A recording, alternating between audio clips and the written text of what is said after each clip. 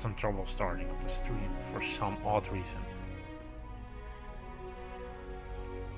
I hope it's working now.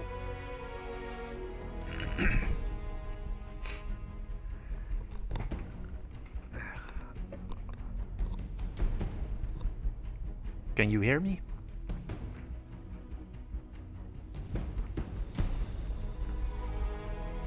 I hope anybody can hear me.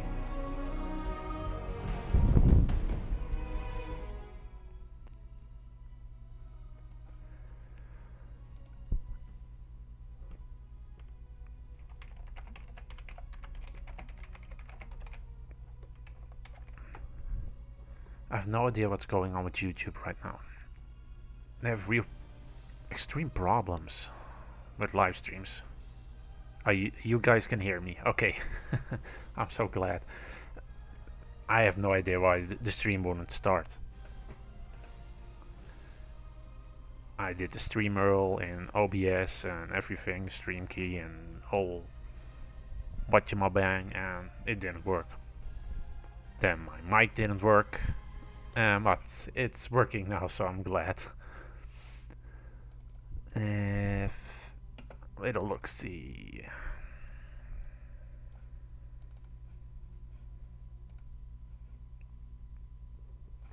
So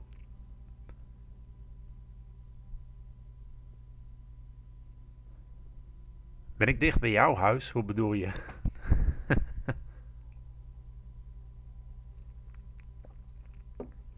Woon je hier in de buurt? But yeah, I'm going to show you some of the spots people always miss when they go to Normandy. I'm going to start up Google. First I wanted to do with Google Earth, but it doesn't really work. It does work, of course, but it's extremely slow and laggy. The frames per second is hard to look at, so I decided to go with Google Maps and not with Google Earth. Hi, Volkswagen Racing.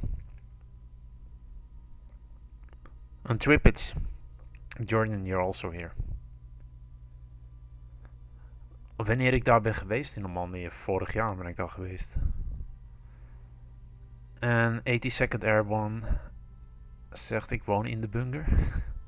He says that he lives in that bunker. Okay. It's a 3-story bunker, so that's a luxurious bunker you have there. But let's start. Look-see.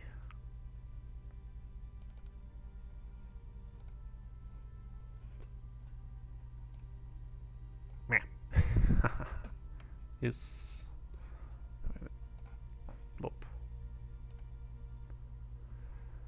Okay.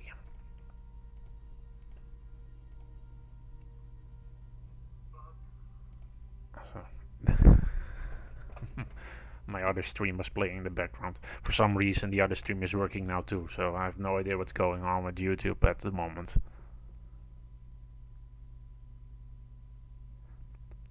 Thanks Kanana Man Studio. Don't forget, you guys, press the like button. It's the cheapest thing you can do for him. Indeed, pressing the like button helps a lot. Yeah. So and that was the live streaming. I did everything correct. As you can see, of course you cannot see my stream key because that is not okay. But everything works now. But before that, nothing worked properly for some odd reason. But yeah, let's go to Google Maps and see. We're here at the Arromanche. Now most people know Arromanche. It's also a place that most people go to. But if you're looking for a great camping spot, this is the best spot. And I think this is the best camping spot you can have in Normandy. Because you can just walk straight into the town. And there's always things to do, so yeah. If you want a free camping spot, go here. If you have a camping car. But this is of course the place for the radar. The radar bunkers were here, and this is the spot where the radar point was. The radar system. But also an interesting thing to note is there is a bunker at this point, right here at Arromanches. And back when I think it was 2010 and 2014, when I last was here, there was a road here. But the cliff is slowly disappearing and deteriorating. So that road is gone. The whole house has shifted, and the bunker that was in front of the road is now at the back. So yeah, there is a sometime in the future there will all these bunkers will drop into the ocean. I know that a long time ago there were bunkers at this point here behind that road, but those are already gone. If they fell into the ocean, I have no idea. But we're going to the right here to the north of Arromanches and have a look at some of the bunkers nobody goes to. There are a lot of these batteries that are just forgotten by most tourists.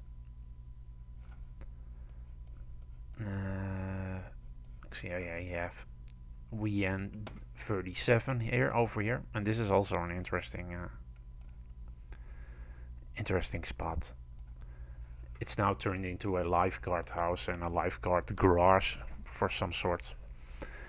And if you go here at the end of the day, the lifeguards will place their boats and all their stuff into this bunker, and you can have a look inside it. I was lucky enough when a lifeguard was doing his job here, and he was placing his boat. You can see the tractor here. The boat is of course now into the water because it's in middle of the day by the looks of it. And they take out this boat, and you can have a look inside of it, or you have to go in the morning, but yeah, that's pretty early. It's also a really interesting bunker. I think it housed a POC 40 at one point. See, the flanking wall is all covered in bullet holes. But let's have a look at the other bunkers. I have a list here of bunkers that are interesting. Why not? Let's go to Mont Canis. I have no idea. I don't speak French, so I'm completely destroying your language. Need to have my second screen here so I can see your chats. Since YouTube is being weird, I can't see your chats on my other screen.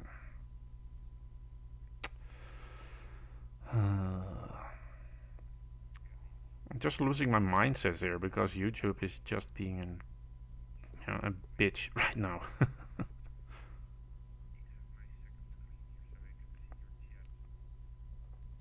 Hey, hands up, you're here. Good afternoon.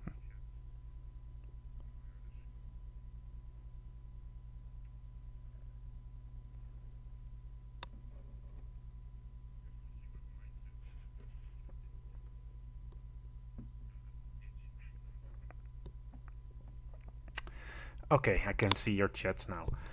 The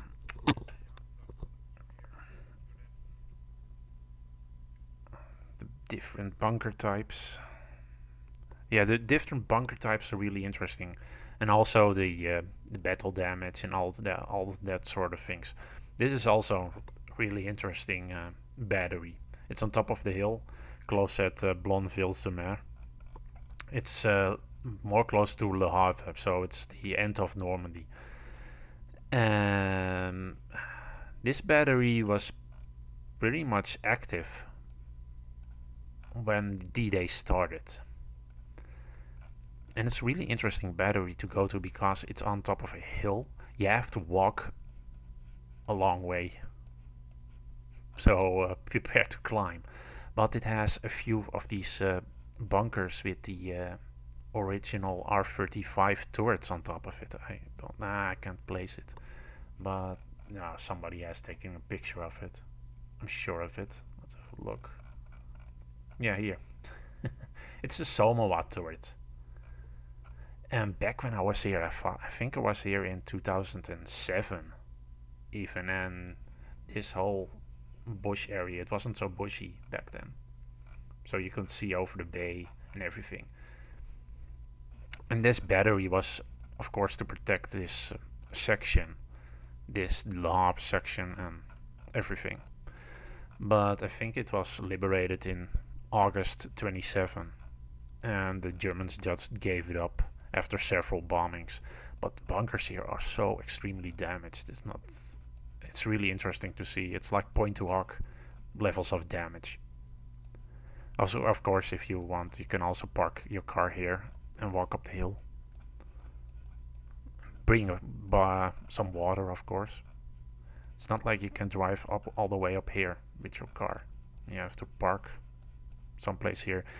And when I was here, I parked over here, but that's not really a great parking spot. You can better park your car here. Another, yeah, you have so much bunkers on this side. The Normandy part, there are not so much of gigantic bunkers and bunker sites like this, of this scale. Most of the bunkers, interesting bunkers, if you are a bunker fan, you have to go to this point, Le Havre, or Deep, and Pas de Calais. Pas de Calais has gigantic bunkers, and they have that gigantic railgun and battery tot, all those things. But the closer you get to Caen and Cherbourg and this part, the bunkers get pretty scarce. But interesting, some of the interesting things over here are that a lot of the houses you can see here are built on top of these bunkers. And you can see one of the bunkers here. You can see the flanking wall to the side here. Probably housed a Pak 40, protecting this side of the beach. And I know there is a bunker. Yeah, there is a bunker here, in this part. And there are a lot of these flat bunkers, and people built their houses on top of it. And if you drive along this side, you can see those houses built on top of these bunkers, and it's pretty interesting to see. Maybe this house is built on top of a bunker. It's really hard to see, but it's also a really interesting thing. You have a lot of these houses that are built inside of bunkers, or yeah, pretty weird if you have a house and you live inside a bunker. I know there's a battery. My list. Where's my list? Nope. Didn't want to do that. List. That's the battery smokery. Okay, why are you being weird? Come on.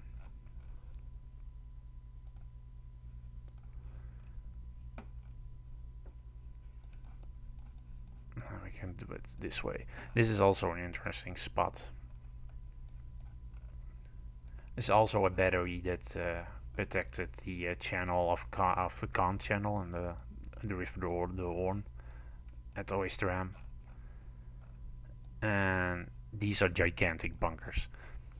And this you will see a lot in Normandy, and especially at St. Malo. Let's read some of the chats here. Have you been in Vlissingen? Yes, I've been in Vlissingen a long time ago, but never looked at the bunkers you have there.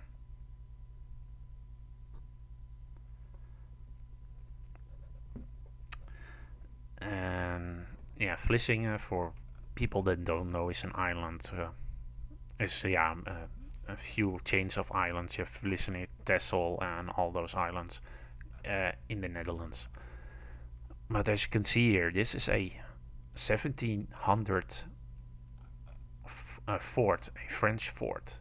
And the Germans, they took these French forts and made them their own. So they built bunkers on top of it. This one is not so extremely spectacular. But if you go to St. Malo in France, that's northwest? No. Southwest of Cherbourg. Then you will find a lot of these forts. these 17th century forts with German bunkers built into them, and they are extremely interesting to see. But for some reason, this was a tourist spot at one point, because there are information signs everywhere here, but it's all overgrown, and there are signs that you can't go in there. Now, I tried walking this path and getting on top of this bunker when I was there. It's almost impossible. The thorns that you have there in these dunes are killers. They are real killers. They will rip open your legs, and yeah, it's almost impossible.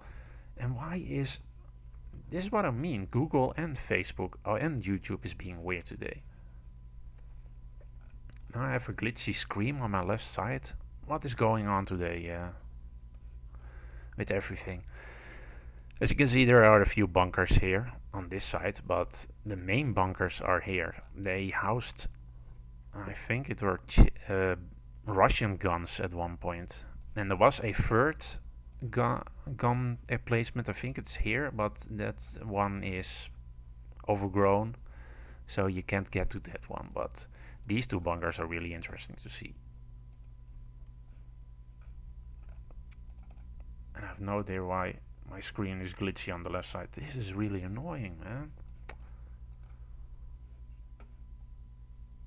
Okay, I'm going to have a look at what is happening. Maybe I can fix it, but this is not working out. The other screen.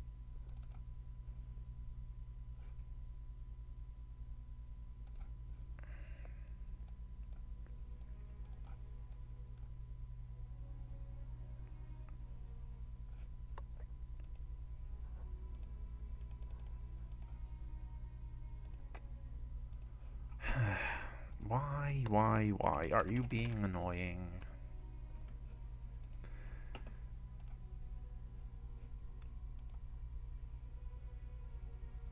Just want to make a simple stream, but nope.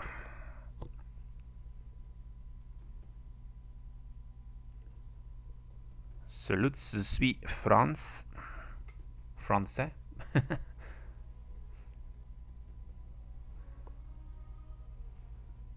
Hij zegt hallo. And I'm French. And that's so far my French goes. Je suis is I am. I think. Yeah. Come on. No more glitchy, I hope.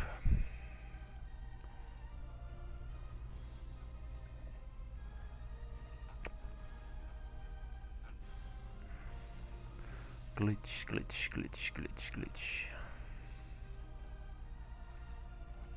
Plop. Okay, we're back. Yeah, those bunkers. They have gigantic metal doors to the side for loading and unloading. But most people don't go here. And the sad thing is, one of those bunkers was stolen a few years back. Of one of those big gigantic bunker doors. And now there are pictures of them having those gigantic bunker doors, like you can see here. And yeah, you don't want to go in them. It's close to a beach resort, so yeah. You know what that means. It's like R. Kelly's bed. It's full of piss. And not full of young girls, but full of piss. And your video is now demonetized. Let's have a look. Yeah, as you can see, they are cracked beyond repair. It's not normal. There is a piece of concrete right here, and that's probably one of the flanking barriers, those flanking walls, and it's just completely blown away. As you can see here, it's one of those flanking walls, and it's probably the west flanking wall. And you have here a machine port, and it's just completely blown away. And the other flanking wall is also broken. You have an anti-tank wall that goes to the south here, to the north. It's really interesting sight to see. But you have to, yeah, if you want to go there, it's close to the Merville battery. So the Merville battery is here.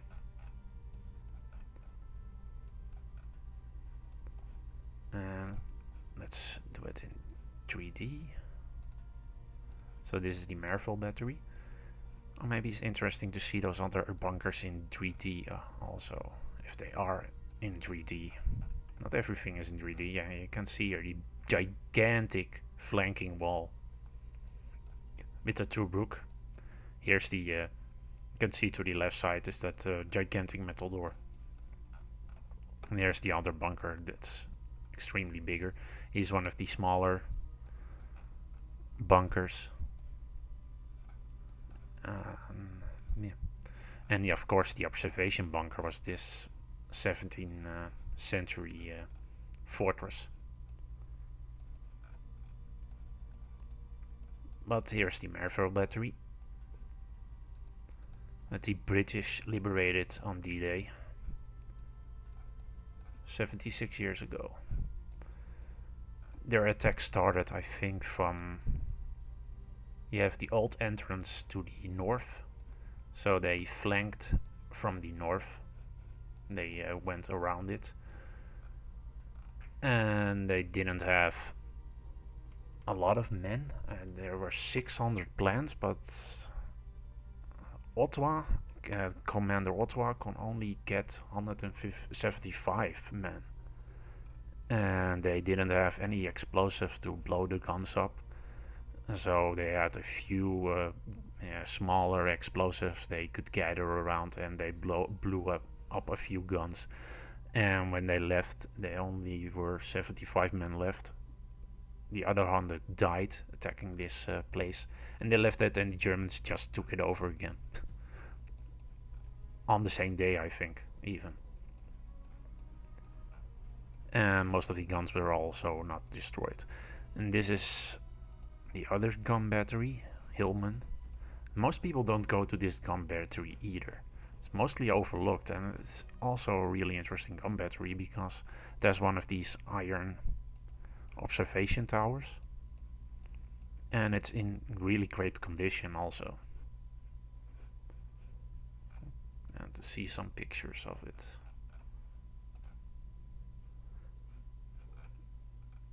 Yeah, it's really nice condition. It's not always open. As you can see here, it has the original camouflage and all the waypoints for the montars on this picture. This is the way they identified where they were shooting. Let's read some of the chats here.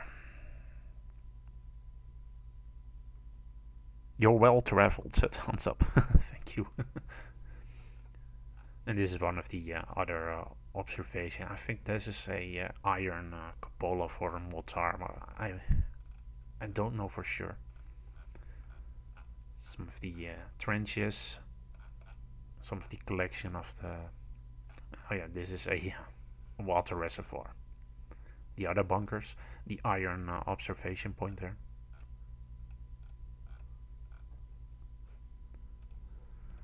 Have a look, see.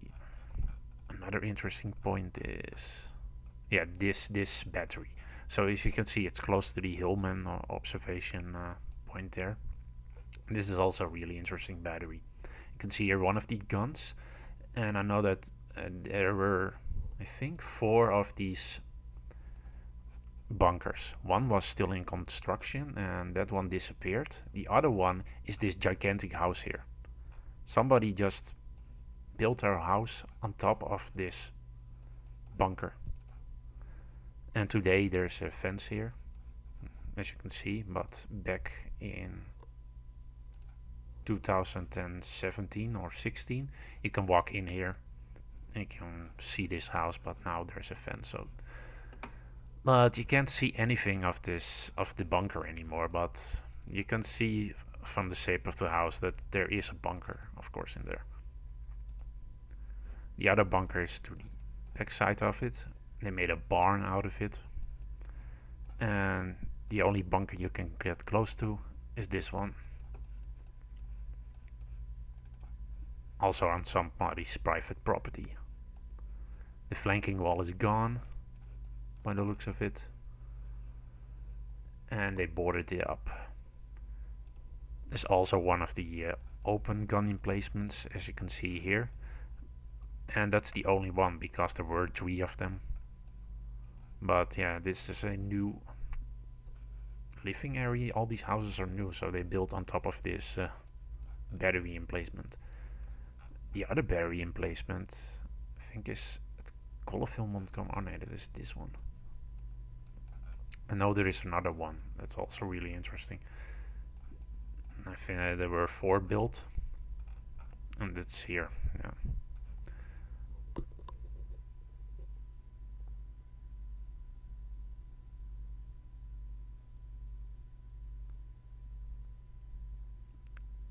Thank you, Ansap. And you ask, what is it you do for a living? I mostly do YouTube, but I'm also working with disabled children.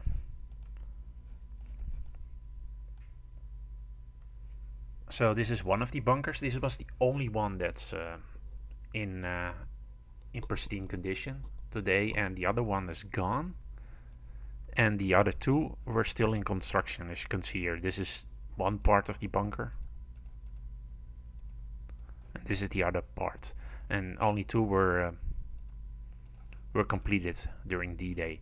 And they had Czech-Slovakian guns, I think. And the Germans that were defending this point just gave up. They didn't really... the guns weren't also really not firing. As you can see, it was hit and somebody built a weird patio on top of it, and a garage and stairs. This one also, of course, on private property. Most of them are on private property. And that's the one that's still was being built. When I was there, this place was full of cats for some reason. And here's one of the little Tobruk's. So that's also a really interesting spot to visit. You can see the battle damage, how it changed over the years. It's really interesting. And the last battery that nobody knows about. You can see 4. It's the battery La Marfontaine. Marfontaine?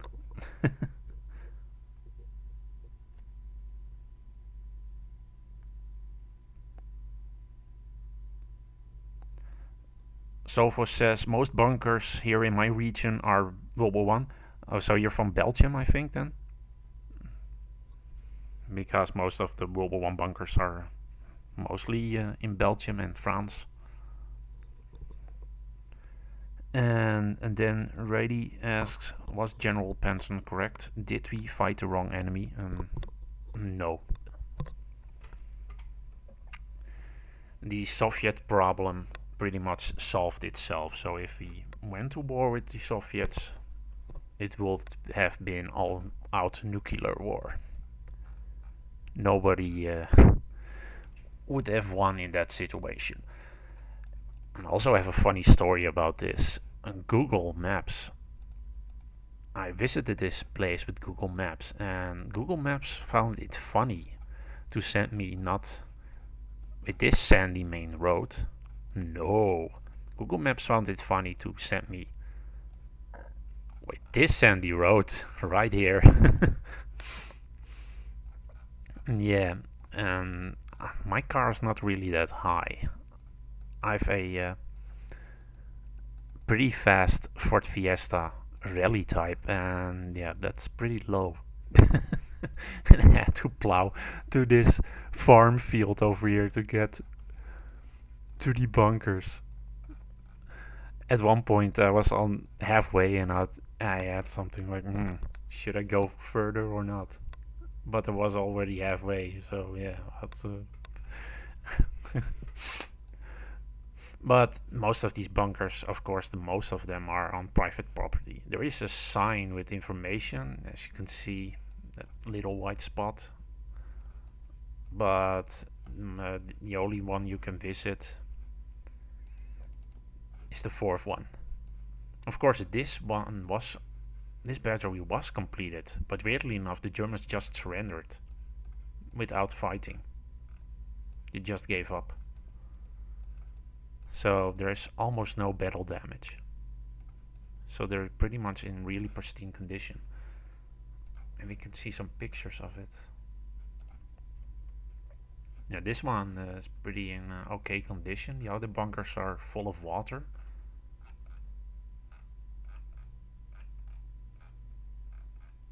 But they're really nice bunkers. They even have the original color inside. Some of the paint.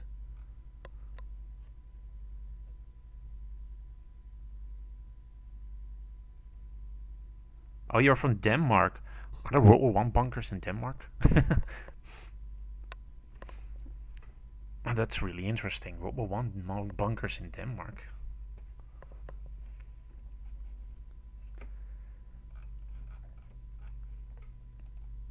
Some of the other interesting bunkers. We're going to go visit the coastline.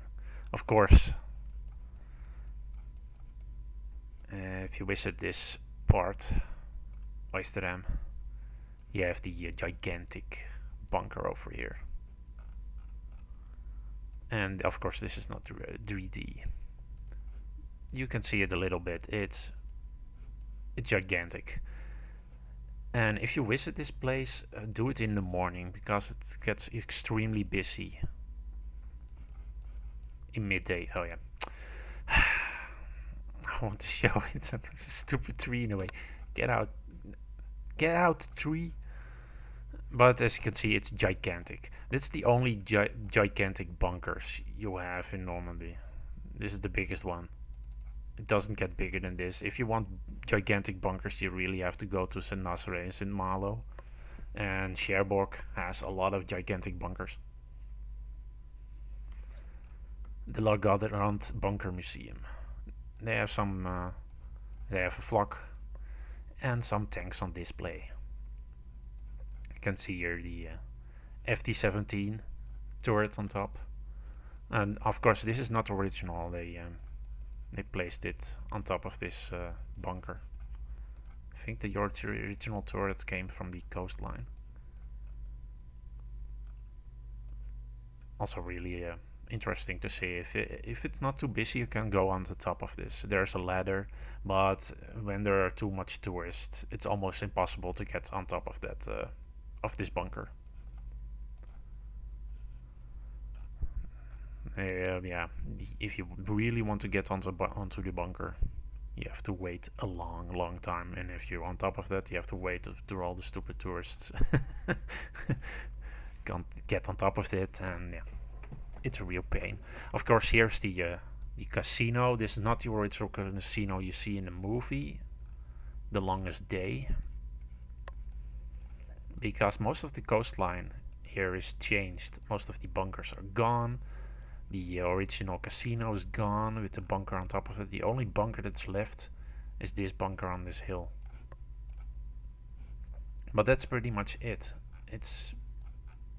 There's not much left on this side of Normandy and Sword Beach. And look here.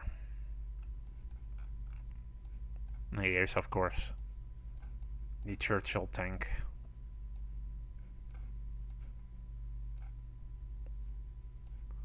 It's that extremely ugly color. Go back, it was in a sort of better color, but extremely rusty, as you can see. And I didn't restore it for a extremely long time. Maybe it's got a new paint job here, and of course the plastic side skirts. I call it, because you can see it's all white, so everything on top of this is fake. And in 2017 it was restored. Let's have a look. Now we are at Sword Beach. I think there's a bunker over here that's pretty interesting to see. Yeah, there are a few bunkers here. You can't see them, but they're in the water for some reason. I think you can see it a little bit here, but yeah, they're in there. And there are a few other bunkers.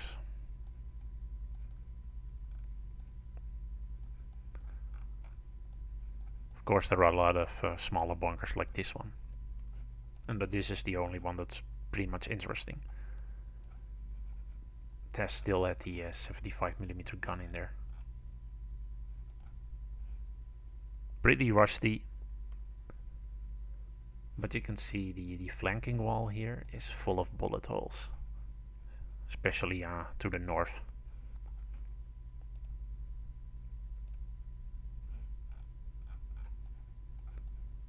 We have the Canada House, one of the first houses that was liberated by the Canadians. You can see it there. Most of the houses were demolished during before 1944 by the Germans for the defensive line in their Atlantic Wall. This house miraculously survived because the commander of this area liked it. He found it to be a beautiful house, so he kept it. But most of the houses are gone, and that's why everything is so open here. You have a gigantic grass plain here and some modern houses built over here. But all the old houses are gone, and that's because the Germans tore them down. Also a bunker here. One of the same bunkers they would have. And also the 75mm in there. Now a memorial for the Queen's own rifles. Why is this in Dutch? Okay, that's odd. And now there is a bunker here that's interesting. Oh yeah, here's the Juno Beach Center, the museum. Has a lot of interesting bunkers also, you can see. You can walk alongside the coast and you have all those bunkers, there's tunnels and everything. There's a bunker here that had one of those turrets on top, but it was cut off. And one of the ammo bunkers right here. One of the bigger bunkers. If you can. No. One of the bunkers in the sea. Right here.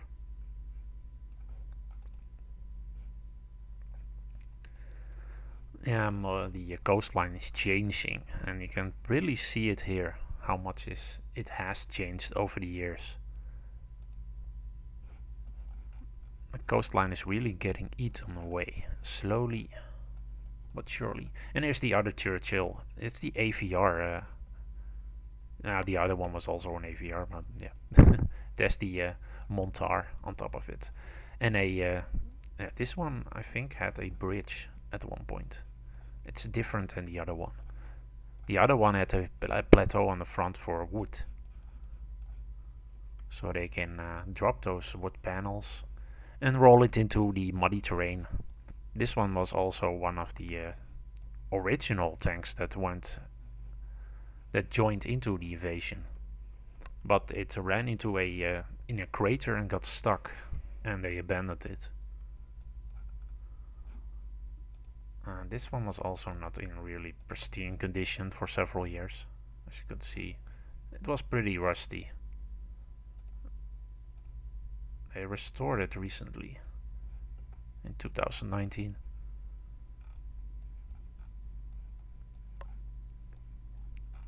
Here is also one of the bunkers on this coastline. Here's one bunker, and here's the other one. And this one is also in the sea. I have drone footage of this one. It's full of rocks. Let's see, it's falling apart because the waves are pounding it. So there's not much left of this one. See here, oh yeah, that's battery and this battery.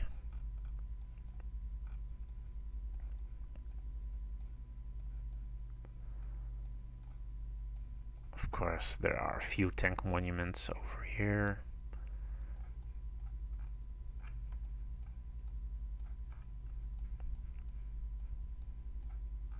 Here's one of the DD tanks.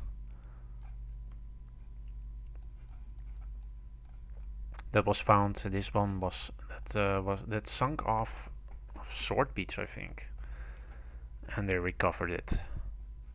Yeah, you can off Juno Beach. You can see on the sign here the duplex drive DD tank. There's also a bunker over here. Nah, there's not much left of the bunker. The only thing that survived is the gun. I always found that really odd. Let's remove the bunker and leave the gun with valuable metal. What?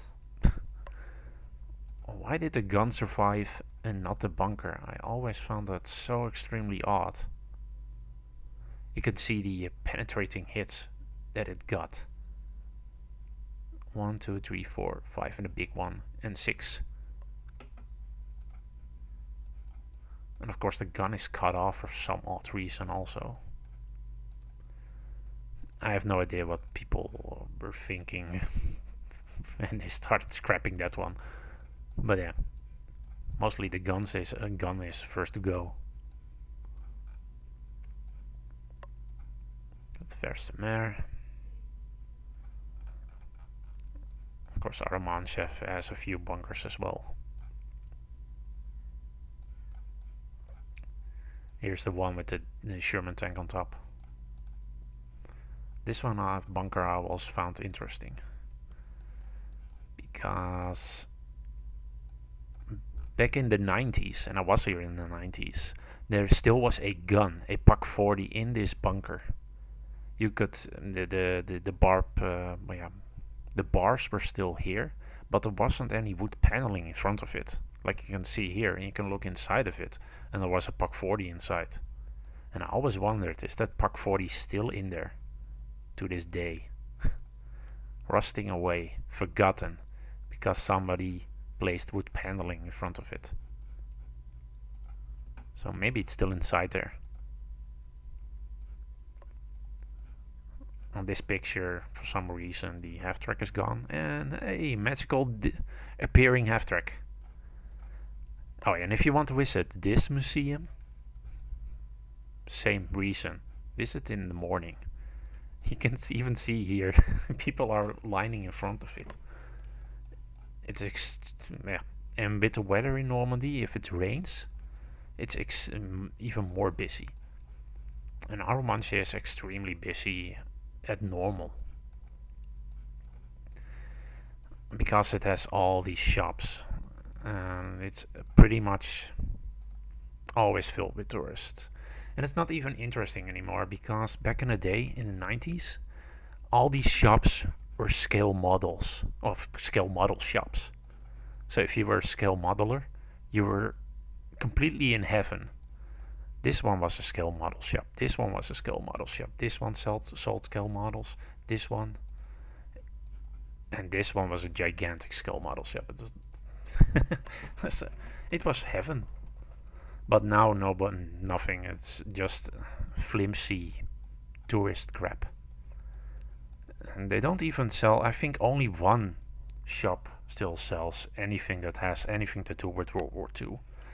And the rest all sell that simple beach tourist crap, like shells, boats, and all that sort of stuff. It's not really interesting. If you want to see the Mulberry Harbor up close, you can best drive alongside this road and to this bunkering spot, and you can walk to this cliffside. Back in the day, you could walk along this side. I did it many times, but yeah, you can't walk here alongside the cliffside. You have to go all around, and it takes forever. So I park my car here, and I go to this side. And there's also a Torbrook here.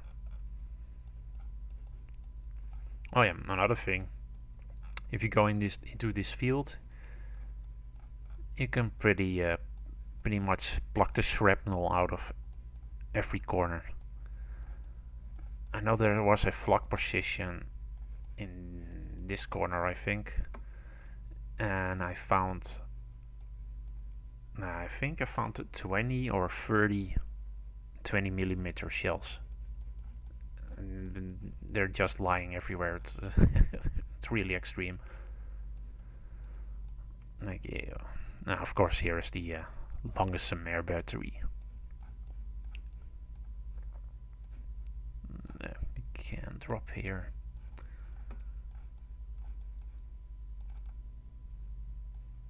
That piece of concrete, that I think this was one of the flanking walls that just hurled its way all the way from that point to this point. It was the backside of this bunker, and the damage on this bunker was not done during D-Day. It was done later on because the British placed a Bofors gun on top of it, and there was an accident, and they blew themselves up, and that's what the damage was. The only damage that was done in World War II was the gun barrel was blown off. And the fourth bunker was the only one that was still operating. The rest of the bunkers were damaged or knocked out, and yeah, especially the first one. And here is that bunker you can see in the longest day. It's where yeah, I think he was called Pluskat or something. It was of course modeled after somebody else. And if you want to go to the coast, you can see here there's a road.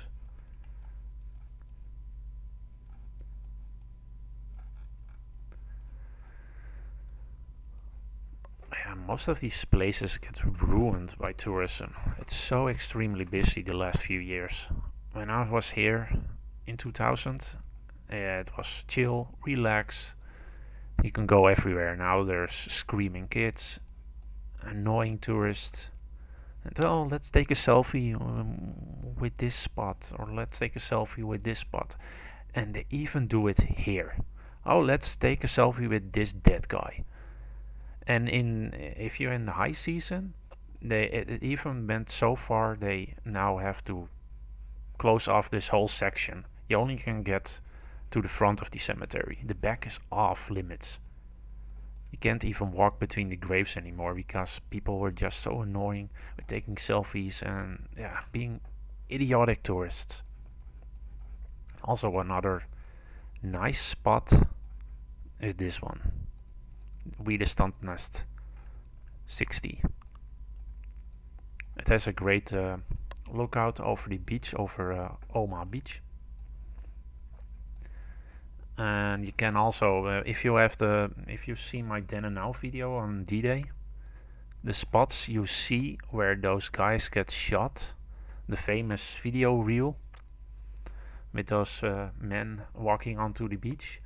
You see that one guy falling that gets shot, and the other one also gets shot. He gets up but falls again. That was filmed here. And you see all those soldiers to the side of the wall. And that's this cliffside. And the easy way to get there is to drive your car all the way to this point. You can see a lot of cars parked there. And not take the top road. If you go take the top road, you go to Widerstandnest 60. But go down and you can climb. You have to climb a bit at these points over here. And here you can see the erosion effect. It just collapsed. The whole coastline is collapsed here. And you can even see it here. This whole coastline, so that iconic coastline you see in those videos will one day be gone because it's going to collapse. That's really interesting. You can see that from the air now. You have no idea when you're sitting at the front of this. All these people that are sunbathing here. Oh nice, somebody drew a dick in the sand.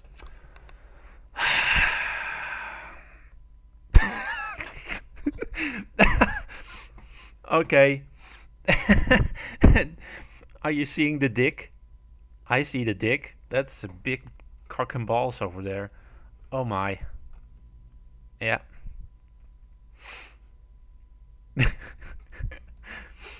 Thank you, Google Earth, for that image.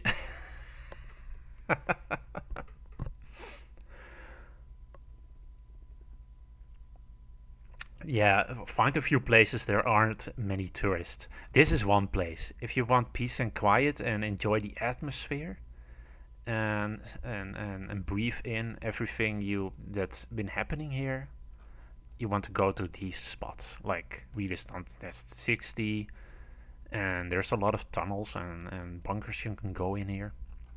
It's pretty interesting to see the and maybe there's a picture of the view you have here. You can see what the Germans saw at that point. You have some of the mortar bunkers here, the old trenches. This is a spotlight bunker. Another one of these bunkers. Yeah, vandalism, of course. There's always vandalism. And this is one of the this is the coastline. That's pretty interesting to see. I think I've on all the spots I enjoyed this spot the most. So of course back in the day I enjoyed every spot, but with so many people it's not fun anymore. And you can see, and I always found it an interesting subject: is tourism destroying spots like this? And I'm sort of saying yes, it's destroying spots like this, but it's also bringing money in, and money is helping preserve these things. Of course, this we the Stads Nest 60 too, and yeah, it's also really an interesting spot. And this is one of the spots where the Beast of Omaha was located. Many people think it's one of these bunkers here. You have the round gun emplacement here, and you have a bunker that's, I think it's over here. You can't see it from this aerial view, but they say that's the bunker where the Omaha Beast was located and shooting from. But that's not true. The original bunker they refer to wasn't really a bunker. It just was an MG position. But that bunker they always refer to and show in documentaries on TV. That was just a simple observation bunker. You can see two of these. I forgot the name of these type of bunkers, but you can see the flanking wall here, and they would carry two PAC 60s, and this position will completely protect this side of the of Omaha Beach. Two of these bunkers. The other side have only one bunker, and it is 65. It had a 70mm gun in there, and on D-Day it I think it was day 7 or day 8 they knocked this bunker out, and you can still see that the 70mm gun is still in there, and it made it an HQ, one of the first HQs of Omaha Beach, I think. And another interesting thing to know is you have this flanking wall, and it was almost impossible to knock this thing out. There was a Sherman on Omaha Beach shooting at it. He couldn't get a shot. That's why this part of the left side of the bunker is all battered, because it was a Sherman that was shooting at it, and it got outflanked by a M16, a half track with a do squad on top of it, the meat grinder. And maybe I can show you some pictures of it, but the backside is all torn up. You can see the damage on the gun. That's the damage the M16 did to it. The guy that shot at it managed to shoot right through that opening in the door. You can see that he pounded it so much it simply was hauled out until he could shoot through that door. And miraculously, all the Germans inside survived. Even with that, with the meat grinder shooting at you. The stupid thing is the ammo is located here on the right side. And that was also hit. And it didn't explode for some odd reason. So the guys in there were extremely lucky. You can see here, that's the the hole he carved in there. With his M16. With his quad deuce. That's a nice package, my man. That's the monument on the cemetery. Close to here, of course. Yeah, that's the 65. That's the only place that the Widerstand 62 was better defended than 65. And here's the Memorial Museum of Omaha Beach. This is really a nice museum. Also has the PAK 88. And that's a gigantic gun. That's not normal. If you can see the car right to it. Maybe you can see another picture with that car next to it. No. Oh, look at it. It's so quiet. No tourists. That's a really weird Google car, I have to say. It's a normal one. Okay. That's also really interesting. And I think this dog green. Sector Charlie and Dog Green is this. There is a really interesting bunker in the top of the hill here.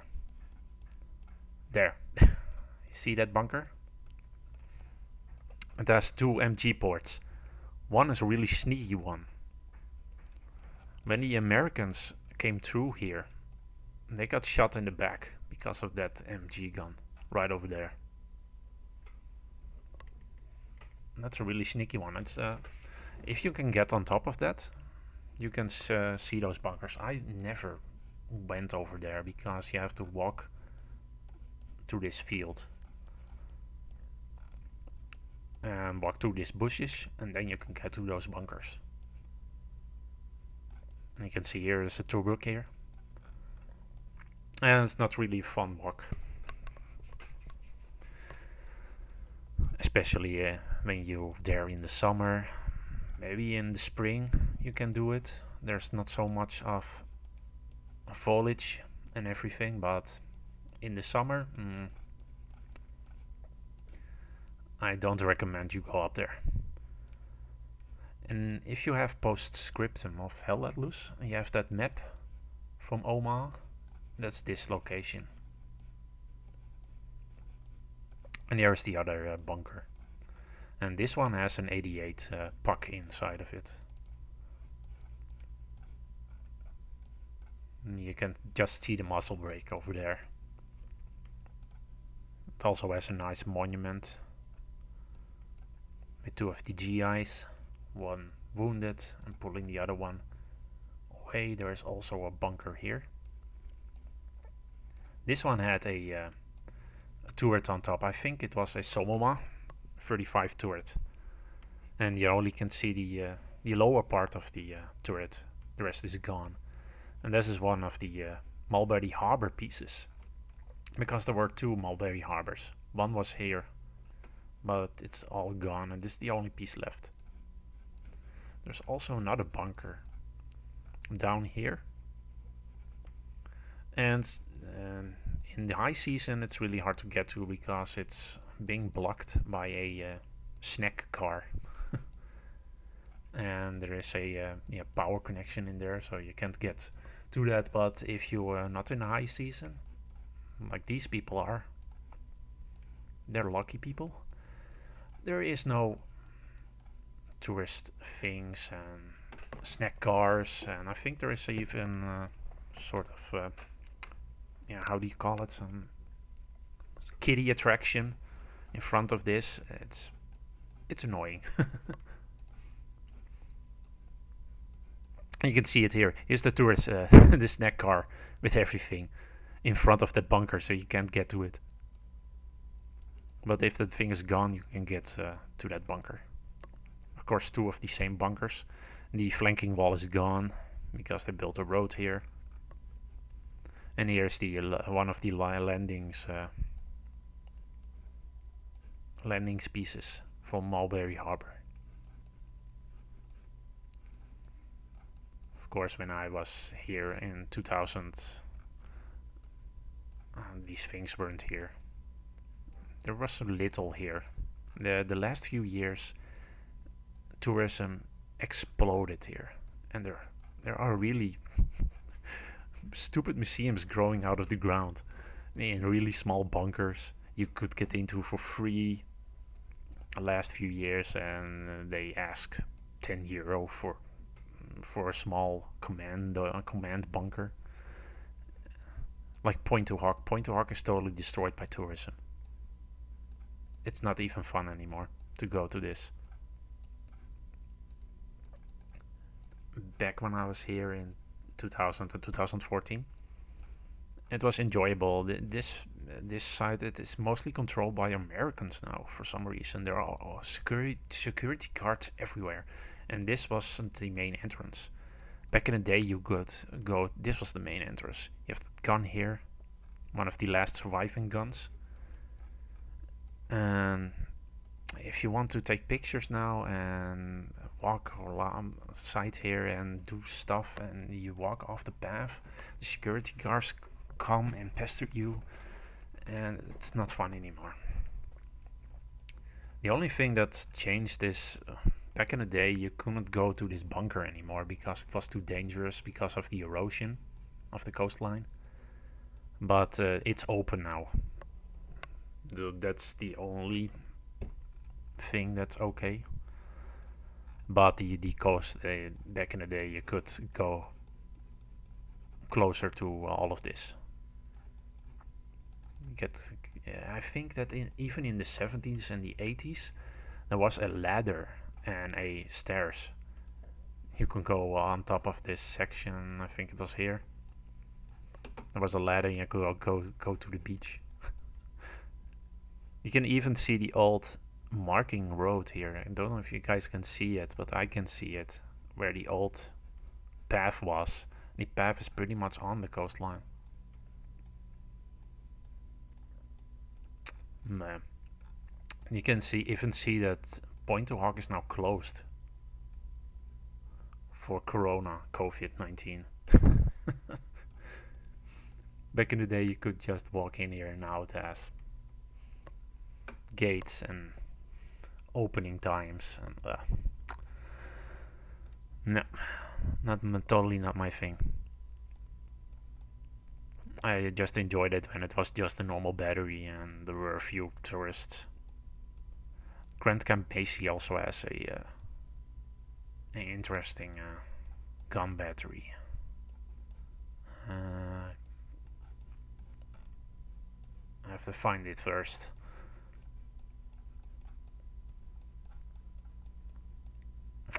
Where are you? Okay, I'm lost. Most of the time I have no problem in finding these things, but no.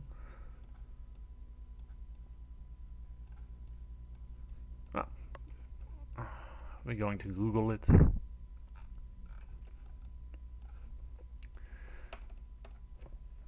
Grand Camp Basie battery.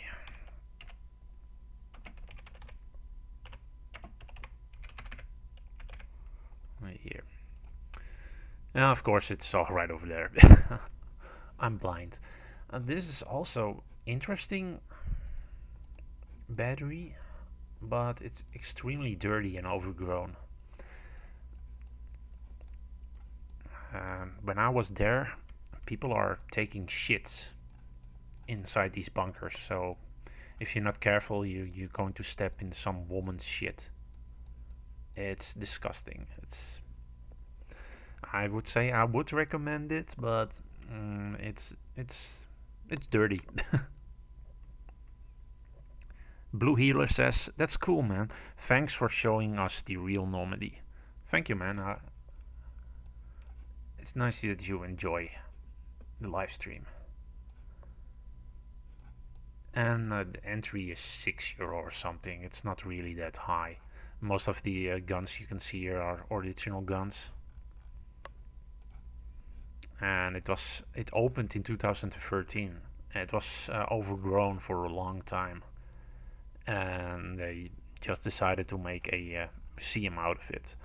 But in the beginning, they were really enthusiastic to make this a good and great museum and clean everything up.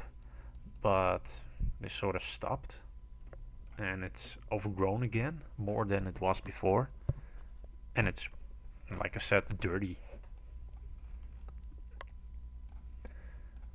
So yeah, it's not. Yeah, I would recommend it, but watch out for the bullshit. There's also another museum here that's interesting to see. It's the Barkament Museum, and there you have a lot of tanks, and they pulled out of the seawater. It's not open all the time. It's closed for the most part, but it's really interesting to go there. Of course, you have the Overlord Museum that's also close to Roma. And that's here somewhere. I'm lost. I'm lost again. Yeah, here's the Overlord Museum.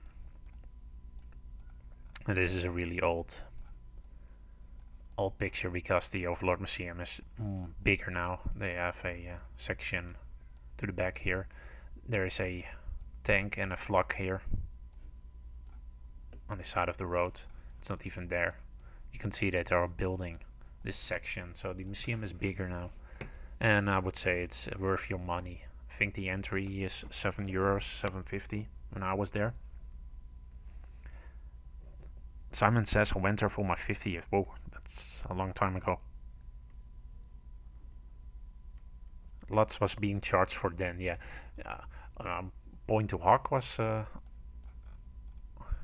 pretty much open for everybody.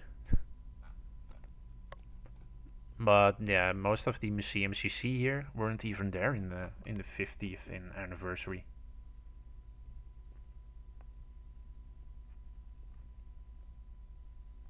Oh, you went there in 2016?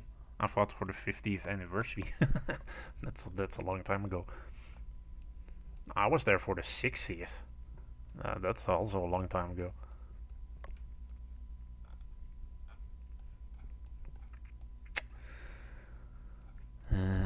Yeah, and also for the 50, 70, yeah, the 60s and 70s I was there. This is also a free camping car spot. If you like to know that, if you come with camping car here or an RV for you Americans, you can stay here for free. And the only thing you have to do is pay for water and electricity, I think. You have some have stations you can charge up and all that sort of things. And then Utah Beach. Oh yeah, if you want to know some extreme bunkers, we can have a look at those. My locations. Now, these are the big boys, the thick boys. If this one here, of course that one there, but this one is also really interesting. If you want to take great pictures, you have to go here. You see all these bunkers are beyond the coastline now. They're on the beach. Back in the day they weren't. Of course they were in the dunes. You can still see a bit of the original coastline here. But of course they are going to get pounded to hell by the seawater. But they're really photogenic. You can take a lot of nice pictures here because the bunkers are so oddly positioned now. You see, they're gigantic bunkers. And this one is also pounded to hell. Some gravity. Okay, that's okay gravity. And the firehouse. One of the iron pieces. This bunker just fell apart. One of the also original iron pieces there for the gun emplacement. This one is a really interesting site. I've never been here myself. I wanted to go, but yeah, at some point you have to go home. You're tired and you've seen so much of these things already. I think I wanted to go here when I was going to the Sea Eagle. And the Sea Eagle, I think is here. Yeah, here's the Sea Eagle. That's that extremely gigantic bunker with 6 stories or 5 stories. So that's the first story, the second story, then the third, and the 2 flak towers on top of it. I can get a picture of it. It's gigantic. the last flak tower over there. And you can go in there, of course. It's not... you can park here, over here, and you go in there. You can also park down here, down the road, but you have to walk all the way up there. It is a high peak. It's not. It doesn't really show the height, of course, on Google Earth. But if you drive here, this is a extremely high cliff. One of the smaller bunkers you can see here. The observation tower, and of course the gigantic 4 gun emplacements. And these are gigantic. It's not normal. I've flown over this with my drone, and yeah, you can't really get to this one, the first one, but the second one is easy to, yeah, especially the second one is easier to get to. Don't think we have any good pictures of those other gun emplacements, but everybody is taking pictures of the Sea Eagle.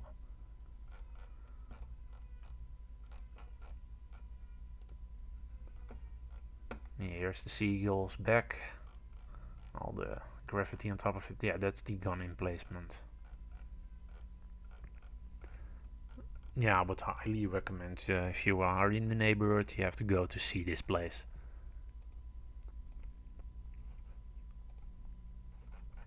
That's one of the bigger gun emplacements, and this whole area is littered. And of course, this place is amazingly beautiful to drive as well. You can see how high these cliffs are. If you want to walk up that. It's one of the better spots of Normandy.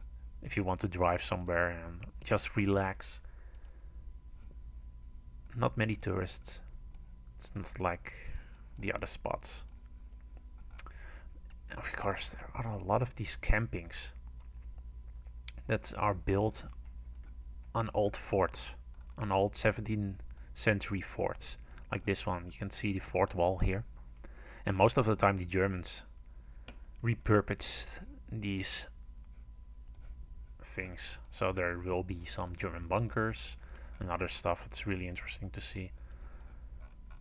Most of the cliff sides have bunkers on top of them. What's the other one? Breadville also. That's the yeah. That's that one. Oh, here's the Cherbourg bunker system. This is also an old fort, repurposed, and there are a lot of tunnels. You can book a excursion here, and you can go inside these battery emplacements. And these battery emplacements are crazy. They're really built inside of these, off the side of the mountain. So you have the normal batteries you saw at Normandy. I showed you, like along the Samare and those other batteries.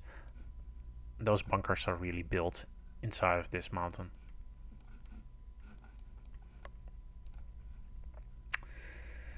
Just Google Forte de la Reule, yeah, like you see here. I don't do French. Yeah, this place was really bombed to hell. Like you see, these bunkers are built inside of this mountain range. And normally you can't get to them. You have to book a tour. can walk through all these tunnels. Most of these tunnels still have German helmets and all those jerry cans, and yeah, it's really. I would recommend you go to the museum. It's okay, but that tour you can book is the highlight, of course. Here's another gun battery, also a really interesting one, a really well preserved one. I think this one has one of the German eagles still on the front of it, and some of the original paint. I think there are 3 of these gun battery bunkers, and an observation tower, and one of the smaller ones, but they are pretty much destroyed during bombardments. So there are in total 6 gun emplacements.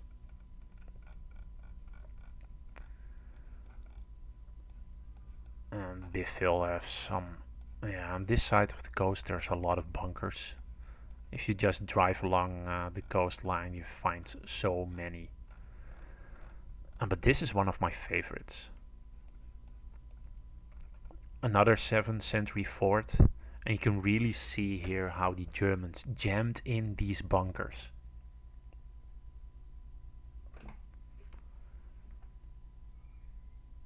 I'm going to read some of the comments here. I'm missing some. Simon says the bit that made me think was actually a tiny crossing where the Valaische Gap got closed. Yeah, that's by Montremel. That's over there. And it was my birthday present for my wife. She came but was bored. That's a sneaky birthday present. Oh, let's go to Normandy, hun. Not mentioning you are going to all the World War II stuff. But look, all those beautiful beaches. Look at these pictures. And then, hey, there's a bunker. Let's go there. And you're pretty much sightseeing bunkers and World War II museums. I know what you did there. Sadunim says, you know so much. Thank you. Nadine says, hello. Hello to you. But let's have a look at these bunkers. Of course, you can see they have these iron turrets still there. And this was one of my favorite spots. Of course, you have the normal Pak 40 bunkers and the flanking walls over there. And one of the other iron bunkers over here. But they built, of course, you can see the old remnants of the 17th century fort. And the Germans just built their observation bunkers inside of them. And of course the environment is extremely beautiful here. And you can see all those stuff. In this area, the GIs would test their bazooka rounds on these bunkers. And they're all littered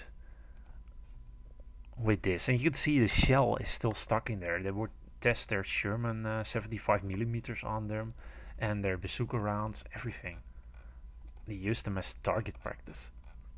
Because most of these positions were just given up by the Germans without any little fighting. Another one of those bunkers. Yeah, this is the most interesting part. You can see the old walls of the 17th century fort. It's like Uncharted. You have those forts in Uncharted 1, that game. And it pretty much feels like this. You can see the broken off flanking wall here.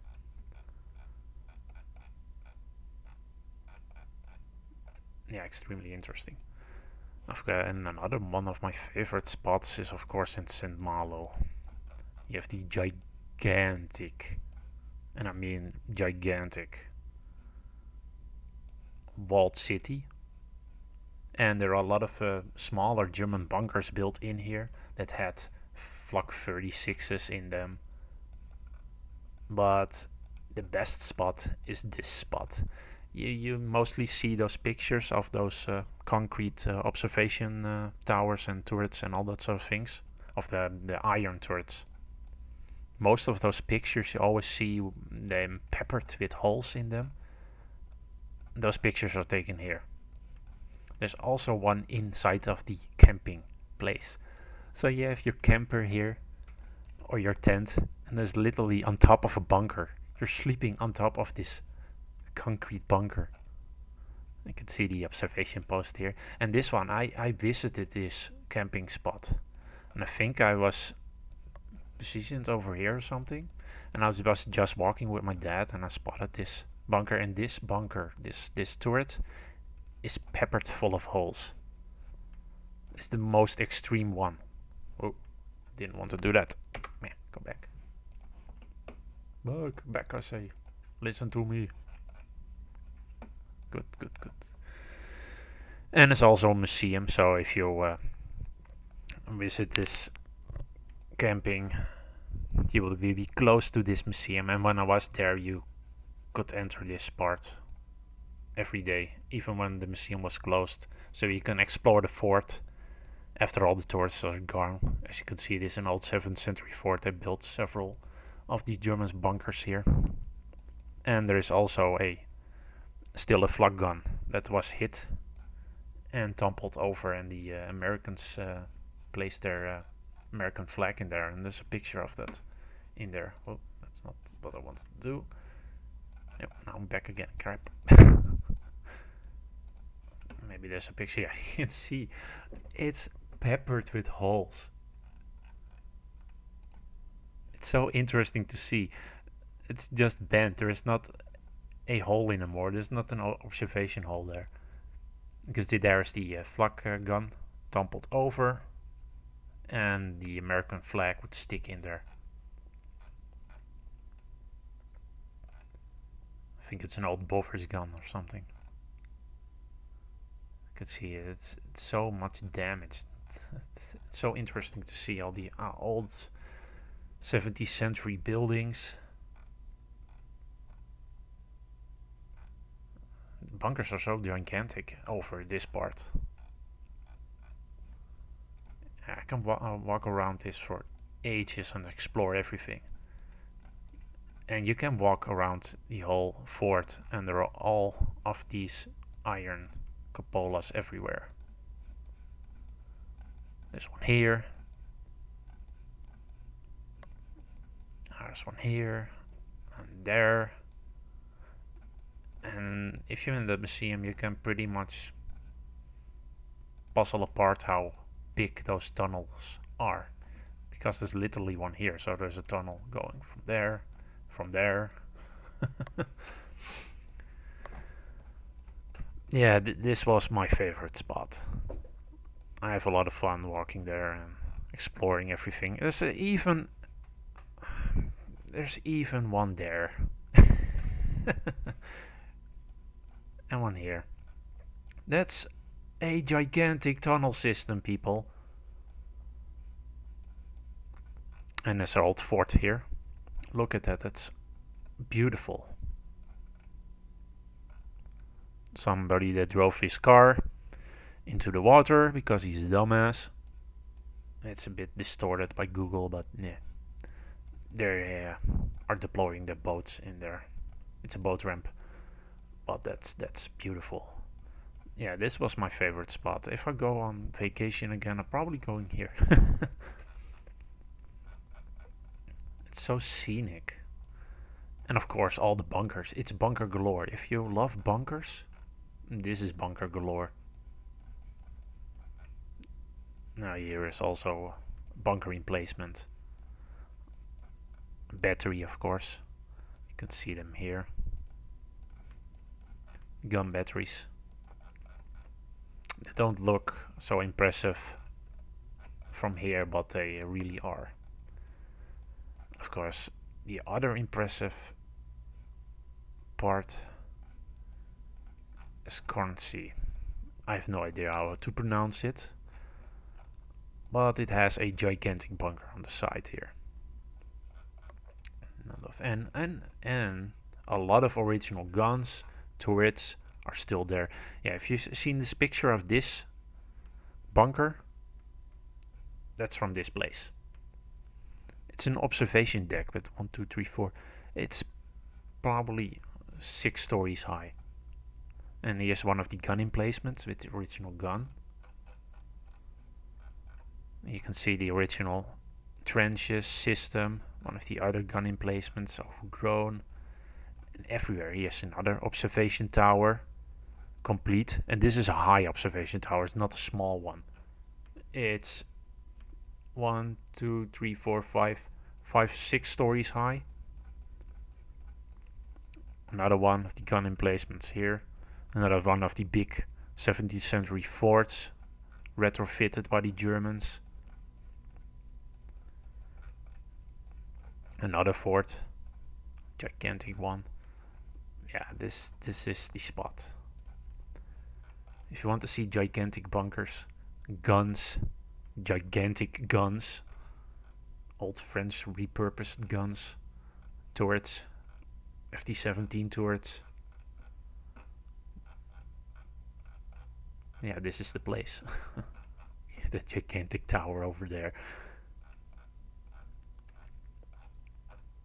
That's awesome. That's wow.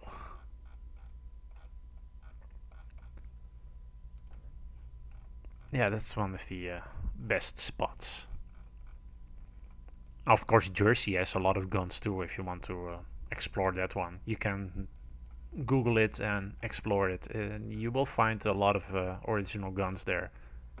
And Sin Nasire. This part was an old U-boat station area. This gigantic thing you see here is a bunker. I was there when they were building this ramp. I think I have pictures of it when I was standing here. They were building this ramp to make it into a shopping mall and an exposition area.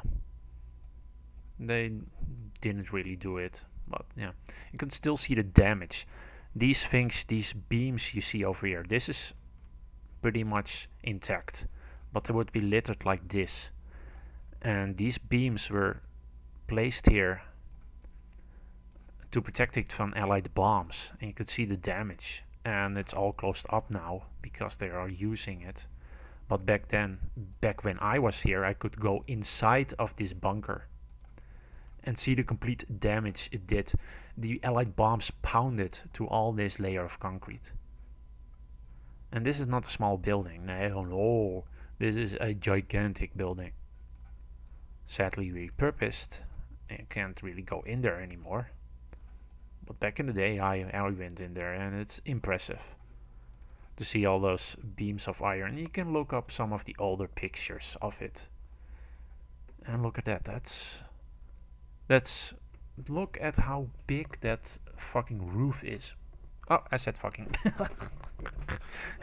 I'm so excited when I see these things. These are massive. You can see how big and how gigantic that wall was that they torn out. That's gigantic roof. That's not normal. And they have here's another bunker with a observation tower on top of it, but they tore it off. One of the smaller observation towers there.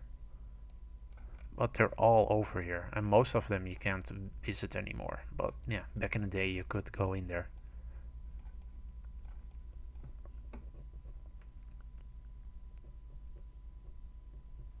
Simon says people want to monetize everything. Yeah, one of the biggest scams I've seen in Normandy was a really small bunker close to Battery of Crispec. And that really small bunker, that's even smaller than this bunker. They ask €5 something to go inside. And I have something like, yeah, what? How crazy would you be to pay €5 to go into a bunker with almost nothing in it? I have no idea how places like that can still be open. And that's what I mean. Tourism is going nuts in Normandy. And look at this. This is also one of my favorite spots. You can see the iron concrete table. There are barracks here. You can't see them because of all the trees, but they're abandoned.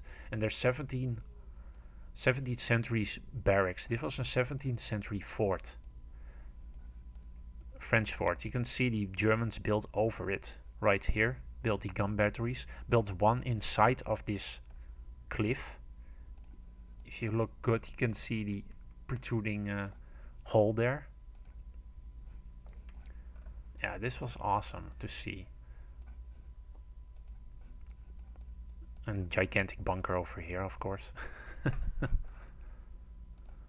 Maybe somebody took a picture of those bunkers. Oh yeah, one of the iron bunkers, one of the gigantic bunkers retrofitted by the Germans, of course, because it is a 17th century fort. One of the older buildings, an old crappy ass boat. Yeah, you find this a lot here, all these abandoned boats, because you have extreme tide in this section. So you find that a lot in Normandy, especially this side of Normandy. The tide is really extreme here. You can even see it. This is literally the tide.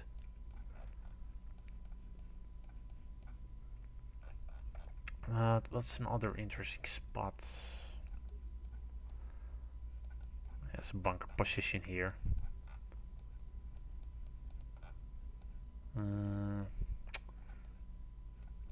Somewhere. I know there's a bunker position here. Yeah, here are the bunkers. This is also one of the interesting bunkers. And there are a lot of flak observation towers here also. If you just drive simply through these neighborhoods, you will spot a flak observation tower, some gigantic 6-story tower somewhere.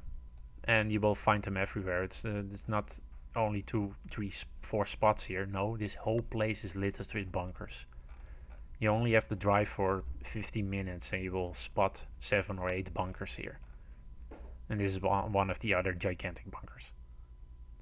You can see it's 4 stories high.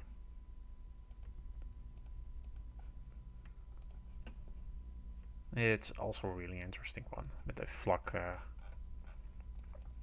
on top. This one with the other batteries.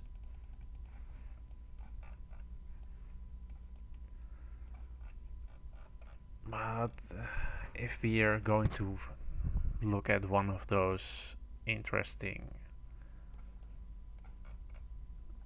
I don't know where the Grand Blockhouse is.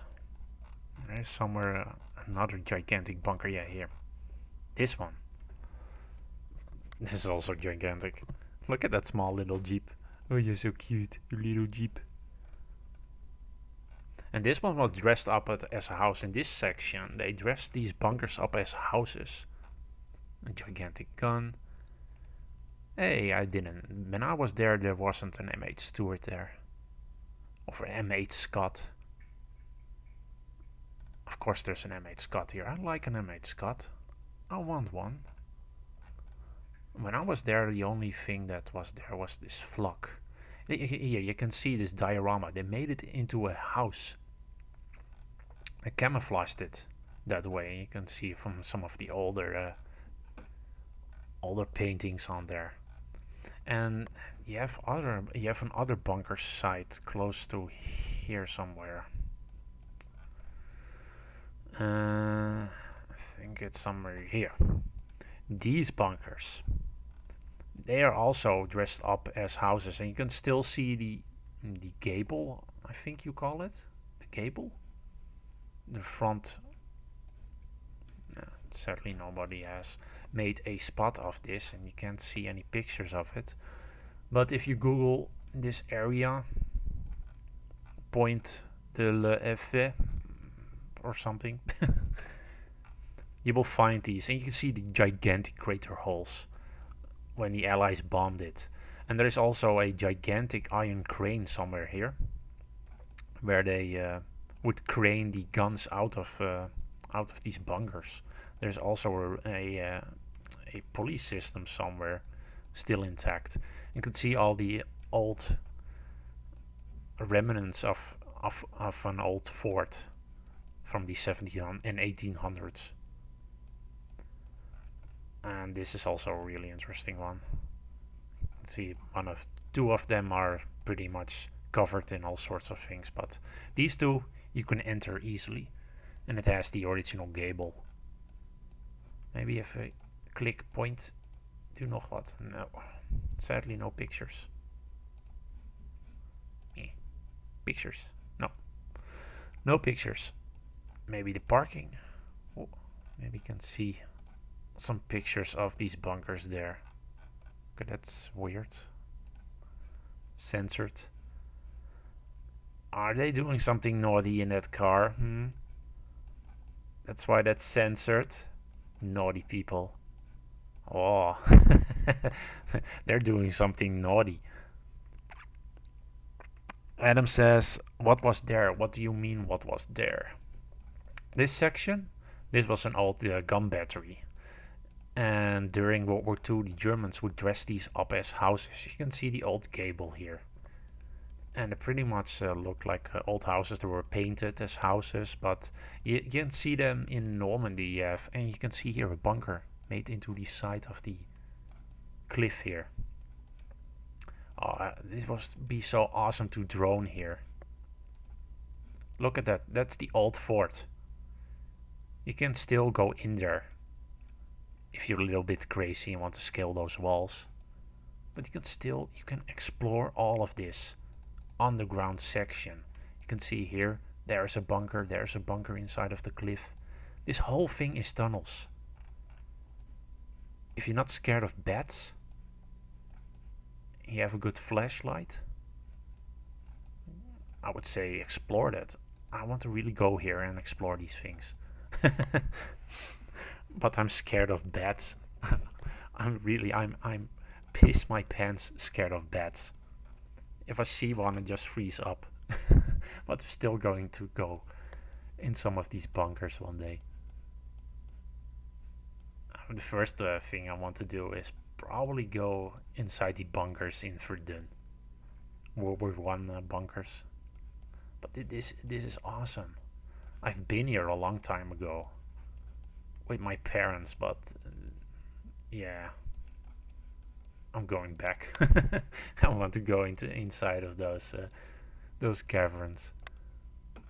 That's crazy. But yeah, you have the battery of Azoville. Battery of Azoville.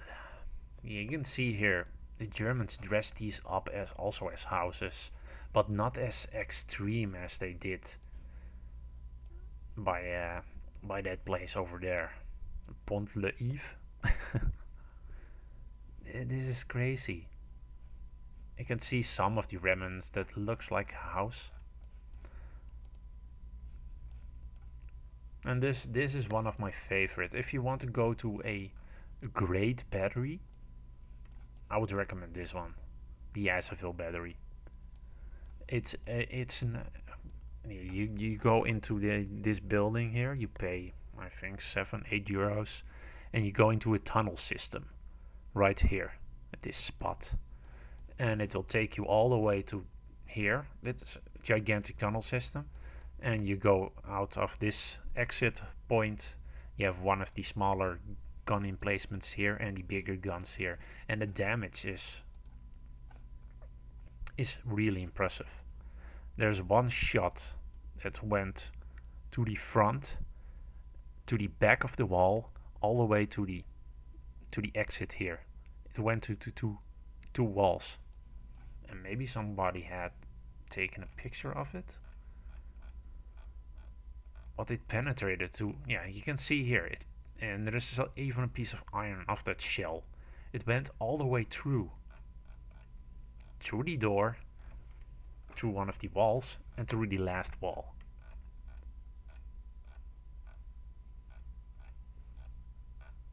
And you can see here what they tried to do, the Germans. And all this is, of course, not original paint anymore. They repainted it several times already. Now this is the battery crashback.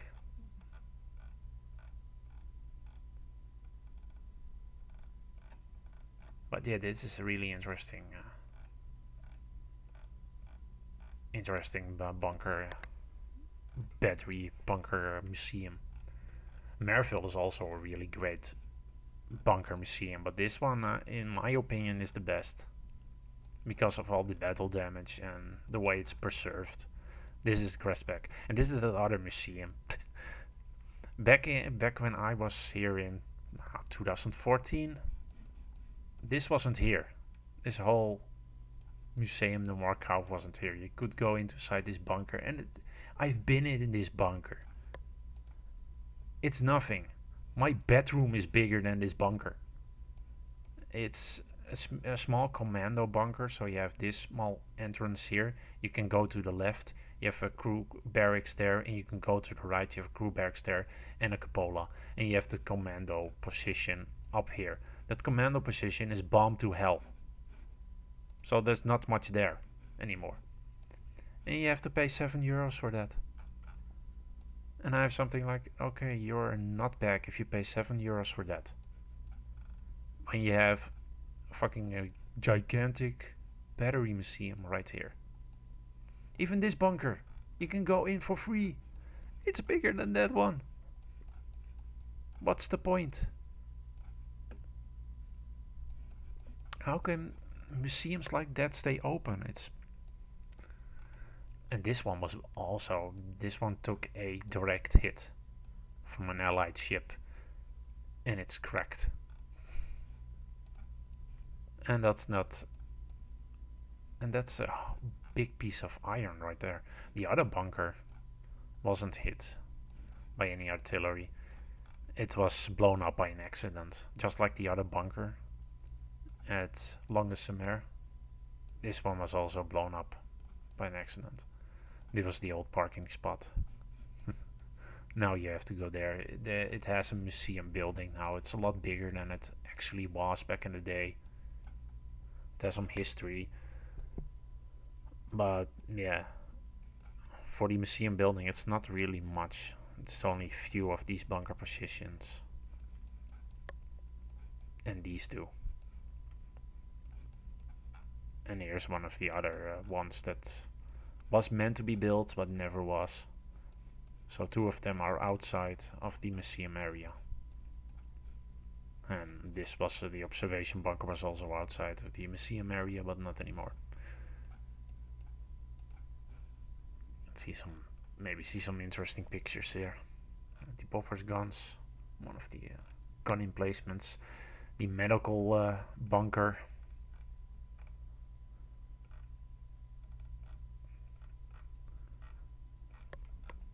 Yeah, it isn't much. Don't know if you find it okay to pay money for this. Get your shoes muddy. I think go for it, but I would say it isn't worth your money. But yeah, if you love bunkers, then yeah, go for it. This museum has changed a lot also. It was a real small museum, not really that important, but they have done, there's a steward now on this spot, and they have a gun here, and the museum is a lot bigger now. You can see the old tank wall here. There's a bunker also included into the museum with a gun there. Here's the other bunker. The bunker positions, here's the other bunker. But yeah, that museum wasn't worth your money back in the day, but now it pretty much is. It's a lot bigger than it was. But yeah, we have everything. Of course, there are a lot more interesting bunkers at Calais, but I'm going to do that maybe in another video, maybe tomorrow. We can have a look here. We can also have a look at some of the tanks and tank monuments you have around here, because you have a lot. Versailles also has I think a sexton. Here you have a sexton tank. Plop. And it's one of the nicest restored vehicles and preserved vehicles.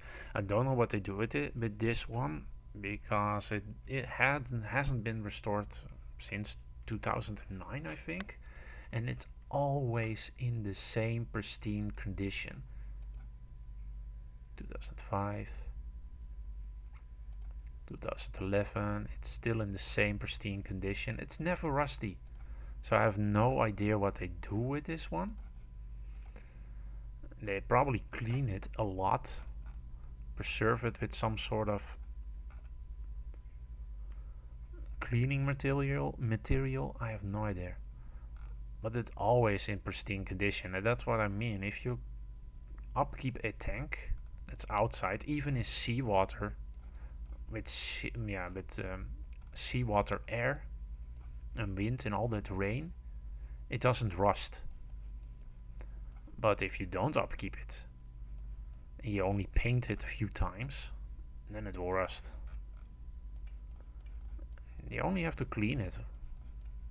That's all. And there's also one other tank here. I think it's a Centaur tank somewhere. Oh, no, not a Centaur tank. It's a the other one. Back at Romansh. Here's the other tank, the Sherman tank. This tank is completely rusty. You can I don't even think you can pick it up with a crane anymore because it just falls apart. It's that rusty. But yeah, of course you have the Themateers Tiger. Themateers. There was also a Flak 36 around here, but that one was stolen. So that's I missed it, just missed it. And Atrex asks, do you know if the Panther in Avalage is back yet? No, it's not back. They are still restoring the chassis and the suspension system. So there's the Tiger. Of course, now it has the fence around it. It's always been in the same condition.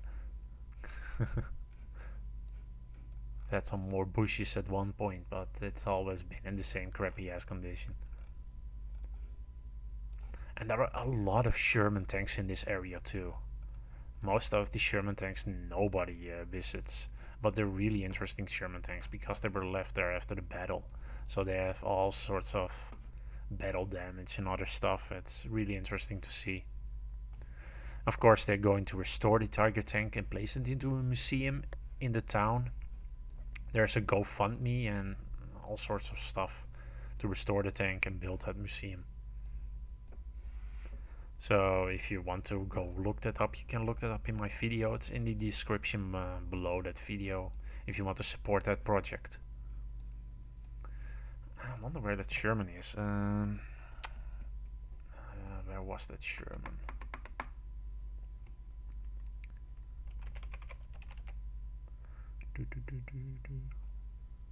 What's this? What did I save here? Oh, that's in close to Verdun.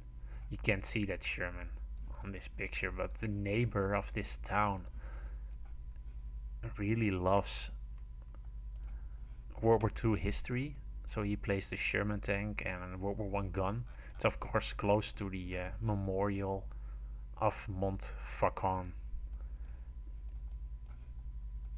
And this is the forest of Montfaucon. There are a lot of World War I bunkers over there. It's really interesting to see.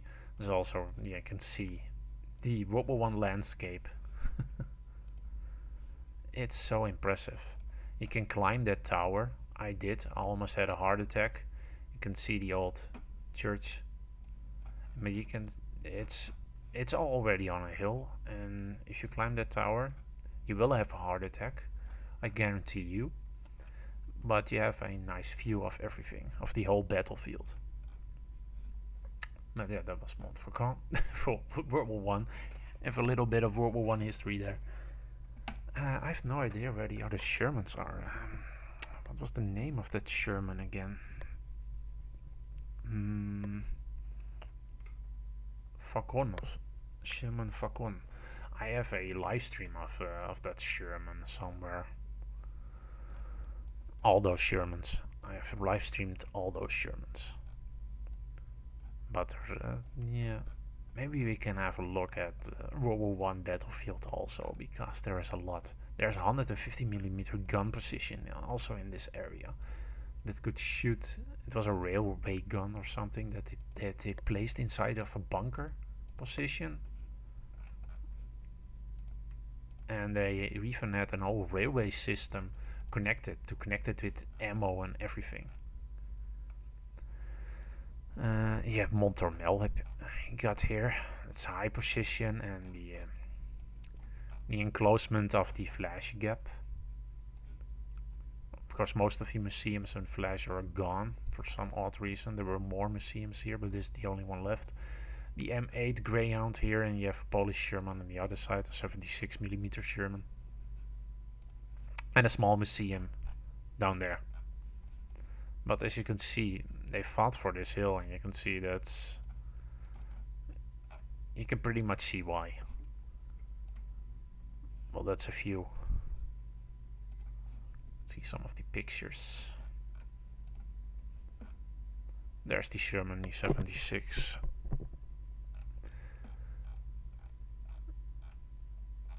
Memorial de Monthermel.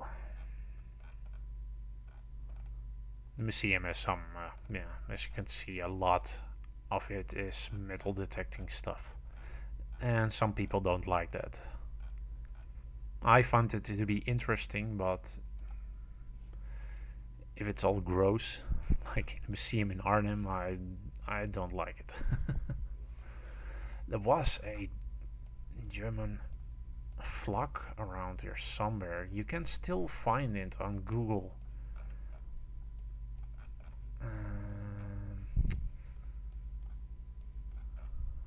Maybe I can find it. I think it was here. Somebody from that town made a monument with a Flak 36, all with its own money. From 2004, I think, that he made it, and it was stolen in 2017 for some reason.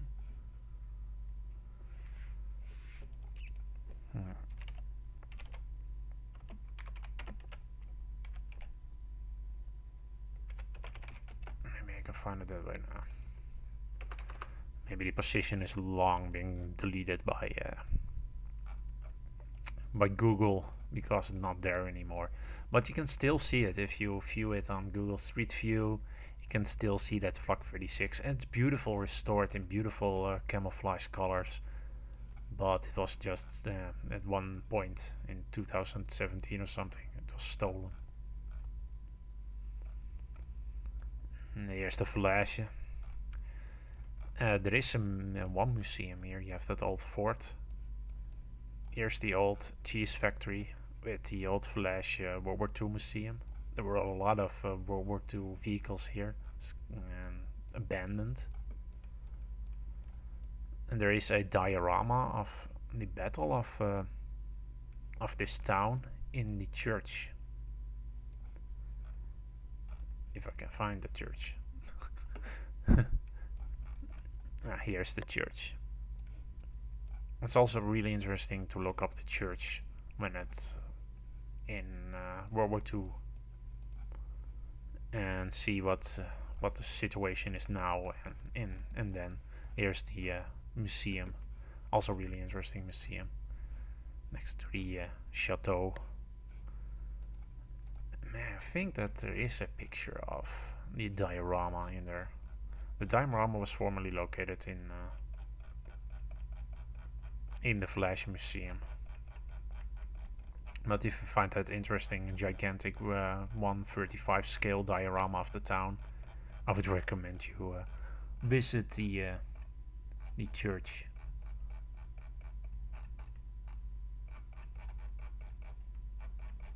Nah, nobody took a picture of it. No, of course, nobody cares about that. If you, yeah, certain tourist markets that visit churches and other historical things don't really care about World War II stuff. Yes, I'm uploading this. You will, when it's done rendering, when I end this live stream, it will be uploaded. Yeah, I have no plans, so this is just freeballing it now. I have no more lists of anything, but maybe I can find those Sherman tanks. There must be around here somewhere. If I can see the town, I know where they are. Some odd reason I can't get.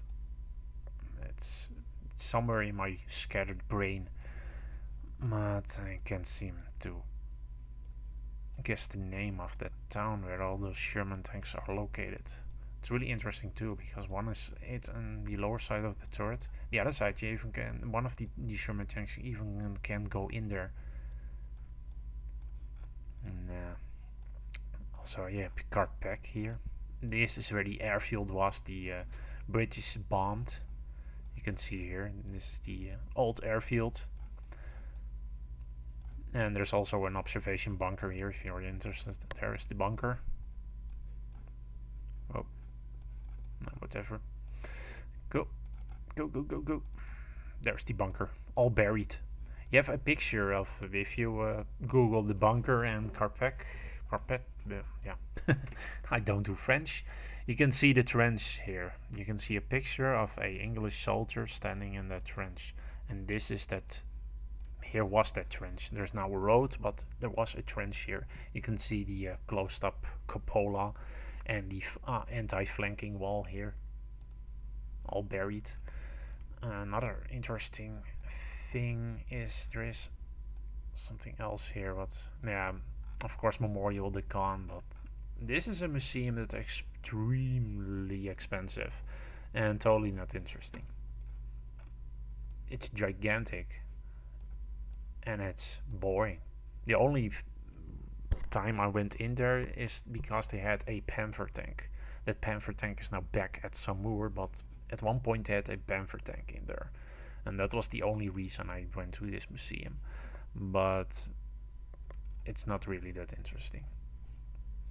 It doesn't really, focus on the Battle of Normandy. It just focuses on primarily the battle of World War II and other stuff, also Vietnam War even, I think. It's just a war museum and not really that's all that interesting. But Yoda also has a nice museum.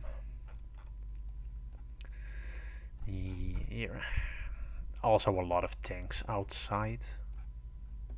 Nope. And of course trees in the way.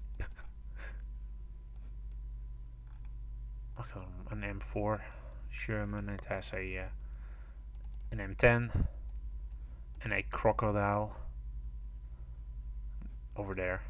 It's of course close to the cemetery. So if you're looking for this museum, if you're in the area, there aren't really much signs. And why is it blurred out? Is there somebody having naughty things again? That's mostly the reason why they blur things out. Because people are doing naughty things. Like that car at the beach. We just found. It's weird that they didn't blur out a dick in the sand at Utah Beach. Who doesn't want to draw a dick in the sand at Utah Beach? Or Omaha Beach. And there's also a gigantic flak over here. That flak gun. I can see it. That's a really awkward spot. Yeah. Now you can see the G13 Hatcher here. The museum also has a diorama, an interesting diorama of a Wesp, destroyed Wesp, and the only Flak 38 left in a museum around the world. There are a few Flak 38s left, but not so much in museums, most in private collectors' hands. And it's so stupid. It's a complete Flak 36. And they should just place it on display on a normal spot, but they don't. I can drop here, maybe. No, that's the same stupid spot. I'm a moron. Drop here. Maybe. Okay, that's the same bloody spot. What's happening? Am I being a retard? Oh, yeah, that's yeah, somewhat to it. That's also interesting to see. That's one of the original gun turrets for bunkers. And let's drop here. Nah, I don't think they anybody took a picture of that diorama, but maybe there is a normal picture. I always found that diorama interesting to see, especially that Flak 38. Yeah, there's the Flak 38. The Flak 38. That's a sexy ass tank. Or yeah, not really a tank. It's an anti-aircraft gun, so it's a self-propelled gun. But that's a nice little vehicle, and you have the Wasp over there, all destroyed. But the Flak 30, the Flak Panzer is all complete. But you can't really see it from there. That's really disappointing. And this is an extremely old diorama. I mean, this is from the 70s or the 80s. So if they do a renovation, and they did do a renovation with this museum, they should have taken that thing out of there and maybe restore the Wasp. But if you have 2 German tanks in your collection, more people will come to your museum. So I have no idea why they placed that thing over there. I would promote the hell out of that thing. You will see so many people come to your museum only for that vehicle. No, only pictures from outside because people are too cheap to go inside the museum. You're lost because it's a great museum. Another thing here is the Eisenhower Monument. Also really nice to see.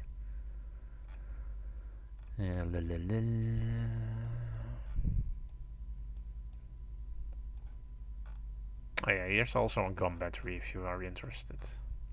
This one is also really in a nice condition, but overgrown, but you have to maybe jump a fence or two. But these bunkers are in a real pristine condition. So if you really are interested in bunkers, I would suggest you try to jump fence and have a look-see. They're also close to the other battery of here. This one. Can I see? It's also a really interesting one. What do we have more that's interesting to see here? Utah Beach, oh no, Omaha Beach has a few interesting bunkers to the side of. Oh no, it's Utah Beach. I'm being a retard again. We didn't explore the Utah Beach side at all, I think. And how long is this live stream going? Slingshot says, I wonder if there is still a hidden scrapyard somewhere like the one in Thun, but I guess Google Maps cleared all that might have remained. Yeah, there probably aren't any scrapyards left. If you will find a tank, if they will ever find a new tank, it will probably be buried somewhere. If you're interested in that, the most of these bunker positions, here are a lot of the bunker positions. You know that video I made, the now video with the bunker on fire with the guy, and that's pretty much well-known footage with the German buried in the sand trying to dig himself out of the sand. That was this position. You can see the anti-tank wall here with the other German bunkers here. This is the other bunker that was on fire. And of course you have to jump fence again here if you want to see those bunkers. This is all on private property. And I did of course jump fence. Oh yeah, this brown area, that's all cow dung. So prepare to throw or burn your shoes. And there are a lot of other bunkers here, but most of them you have to jump fence. There's another position here that's also interesting, and this bunker is also pretty interesting to see. There are a few mortar bunkers in these bushes. And you can see the decompositions right here, the Tobruk's. And I think this is the position of the red house. Here, it's Utah Beach. This must be, yeah, this is the red house. Here's the red house. A land marker for people that were landing on this position. And then here's that flak. Of the 75mm gun on top of that bunker. There you have it.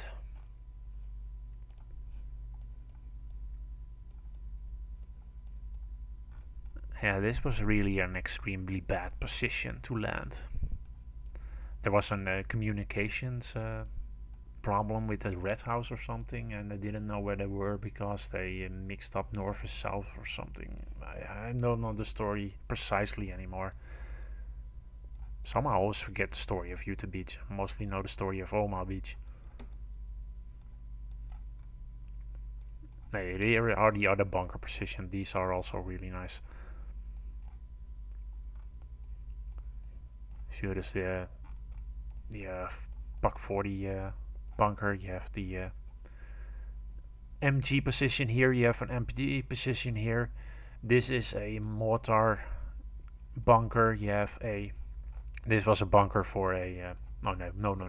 This was a bunker for a FD-17 turret on top of it. And one of these bunkers, I think it's this one, it has a shell from 75mm Sherman inside of it. All the Tobruk's and mortar bunkers and at the back of it. Crew quarters, more crew quarters, and of course the few a Greyhound and a half-track and a Sherman. And I have no idea how they restored these vehicles, because the last time over, and I have pictures of these vehicles, they were rusty beyond anything. Parts were flying off. I know that when I climbed on top of these vehicles, you could pull open the engine deck here because it was that rusty. It just broke off. Indeed, they are still perfectly visible. What do you mean with close up? Are those bunkers close up? Here's the shell of the 75mm. Maybe you can see. I don't think you have older pictures of these vehicles with them that they are extremely rusty. And I have to give props to the people that restored these vehicles, because they were just paint and rust. There was nothing keeping them together. It's extremely amazing how they accomplished that. Those bunkers, you mean, are those bunkers in close quarters? Yeah, they're pretty much in close quarters. They're... Oh, not that button. These two bunkers are two MG bunkers, and they pretty much are close together. These bunkers, this one is an MG bunker, and the rest is simple mortar bunkers, so they are close up, of course, because they're behind the hill here, or the dunes. That's the FT-17 bunker with the turret. This one was probably where a flak would stand inside in that bunker. We can see it in 3D, maybe better now. This part is not 3D, or yeah, this is sort of 3D. You can see the anti-flanking wall here. There's an MG position right here next to it, with an iron door. So you had an MG position right here. You had the Pak 40 right here. You had a mortar position right here, and the FD-17 tank turret, another FD-17 tank turret, a Tobruk with an MG 42, or yeah, you name it, and a flak position, and Pak 40 with the anti-flanking wall here. So that's a real kill zone.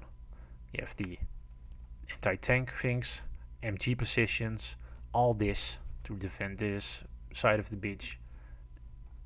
And that Pak 40 with a MG bunker next to it. Kind of to think of it, this position was more deadly than this one. It's a small wall with an MG. Yeah, there were, yeah, of course, it was all barbed wire here. There would be probably an anti-tank wall or something. Obstacles, of course, with mines on top of them and all the anti-tank teeth and all that sort of things. So this is not really hard to defend, but this point will, yeah, this bunker defends all of this beach. So you can't see any bunkers here. There would be some smaller positions here, but no big bunkers. So you can see here, here's the anti-tank wall. It's all alongside of here. These houses weren't there, of course, but this house was there. There probably was a spotter in there and probably a spotter in that house. The new, I think it's post-scriptum map. That's this position. That house resembles that house you have on the left side to the north of the post-scriptum map. Of course, there isn't a large town like you see on that map. There is a small town, but not as big as you see on that map. You have the anti-tank wall here. But yeah, that's the town you have in post-scriptum. If you find that interesting. All anti-tank wall, no bunkers here. Here's the next bunker at a probably Pak 40, Pak 36 or something in there. You can see that allies were bored and used it for target practice. So that's one. Here's a Tobruk with an MG position. Then you have the other bunker here. I think that bunker was destroyed. The top was pulled off. Yeah, you can see the old rims where the gun would pull side to side on there. So this is a really smaller position at that. Two bunkers pretty close to each other and an MG position right there. Of course, the cliffs wasn't high around here. Most of this area was flooded, of course. So you can see anti-tank wall, anti-tank wall, anti-tank wall. And here you have some other bunkers. Some smaller ones, but they were, by the looks of it, yeah, destroyed. Cut off, taken away, demolished. And you can see here some of the walls here. These walls were made also by the Germans, and there will be a Belgium gate in here, placed in here. So yeah, they could roll it out and roll it back in, and yeah, all that sort of things. If you don't know what a Belgium gate is, just Google it. And probably if you Google Belgium gate and Utah Beach, you will see precisely this spot with the Germans rolling that Belgium gate out of there. And going further along Utah Beach, another playground, and anti-tank wall is gone, as you can see here. Here we have a old fort the Germans didn't use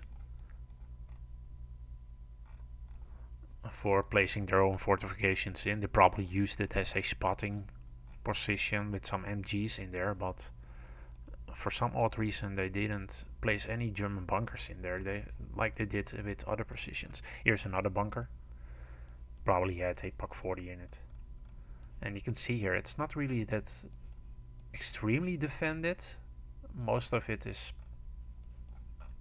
pretty normal, and yeah, you have the anti-tank walls back here again. You can see them along the side, but there's not much of bunkers here. You have a small, probably an MG bunker here, or maybe in one. Oh, this is the one for an probably an FT-17 turret or Samoa turret.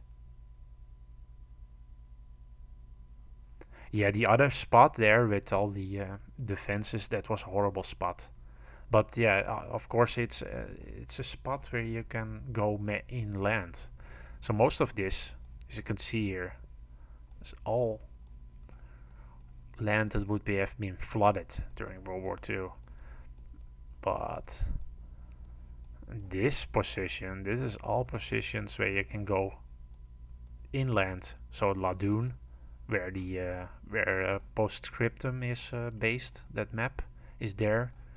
And you have this position here, so that's what be pretty hard defended. So the Germans would defend those positions extremely well. And there's Fort Renoville, and here's another another entrance into the mainland, and this position here. Probably there were a lot of bunkers here on this position.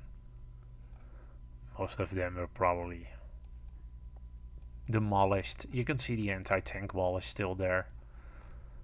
I don't even think that the Belgium gate position is still here. Nah, that's also deleted. Or deleted. Deleted from existence. You can see that the bunker was here, but they cut off the top half. And another bunker here. You can see the impressions of that bunker. Yeah, there's the bunker. Now somebody's yard. I never understand that. If you own that, you own a bunker in your yard, I would restore it to its original position and paint it. I would love the hell out of that, to have a bunker in your yard. How awesome would that be? You can see the backside is open, so they use it for something. You can see here some of the bunkers positions here. You can see a position here, so probably this was a mortar pit. Yeah, I have no idea what this is, but you can see some of the crew positions here. You can see an MG position here, Tobruk here, so that were some MG positions. Probably can't see it from the road. No, it's all overgrown, but from the air you can see them.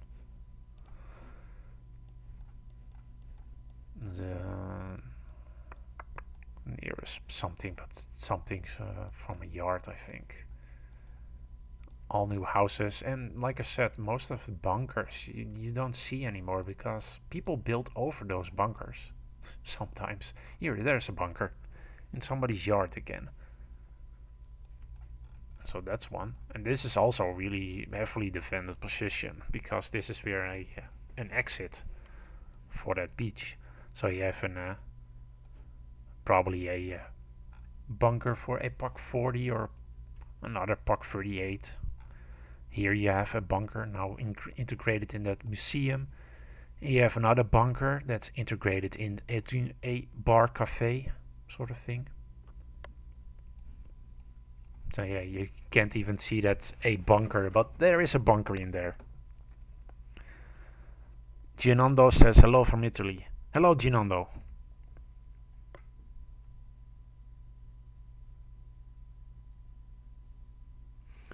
Colin first said in Great Britain you can't sell a house with a bunker in the backyard. You have to sell the bunker with the house on the yard. Yep. You can look at it that way. There's an old mansion here, an old fort or manor. You can see the old wall. It probably the humans probably would have used that as well. I know that there are a few bunkers closer to Omaha Beach that are also really interesting to see. Of course, this is St. Mary Inglis. You have the road to St. Mary du Mont and the road to Corentin. Saint Dumont to Corentin, and this is Death Valley, or yeah, you call it something, but I don't know the name. You can see the old positions of the river here. Yeah, Hell's Corner. Here's Hell's Corner. The 101st would fight rigorously for this road here, the N13. Now a bigger road than it was back then.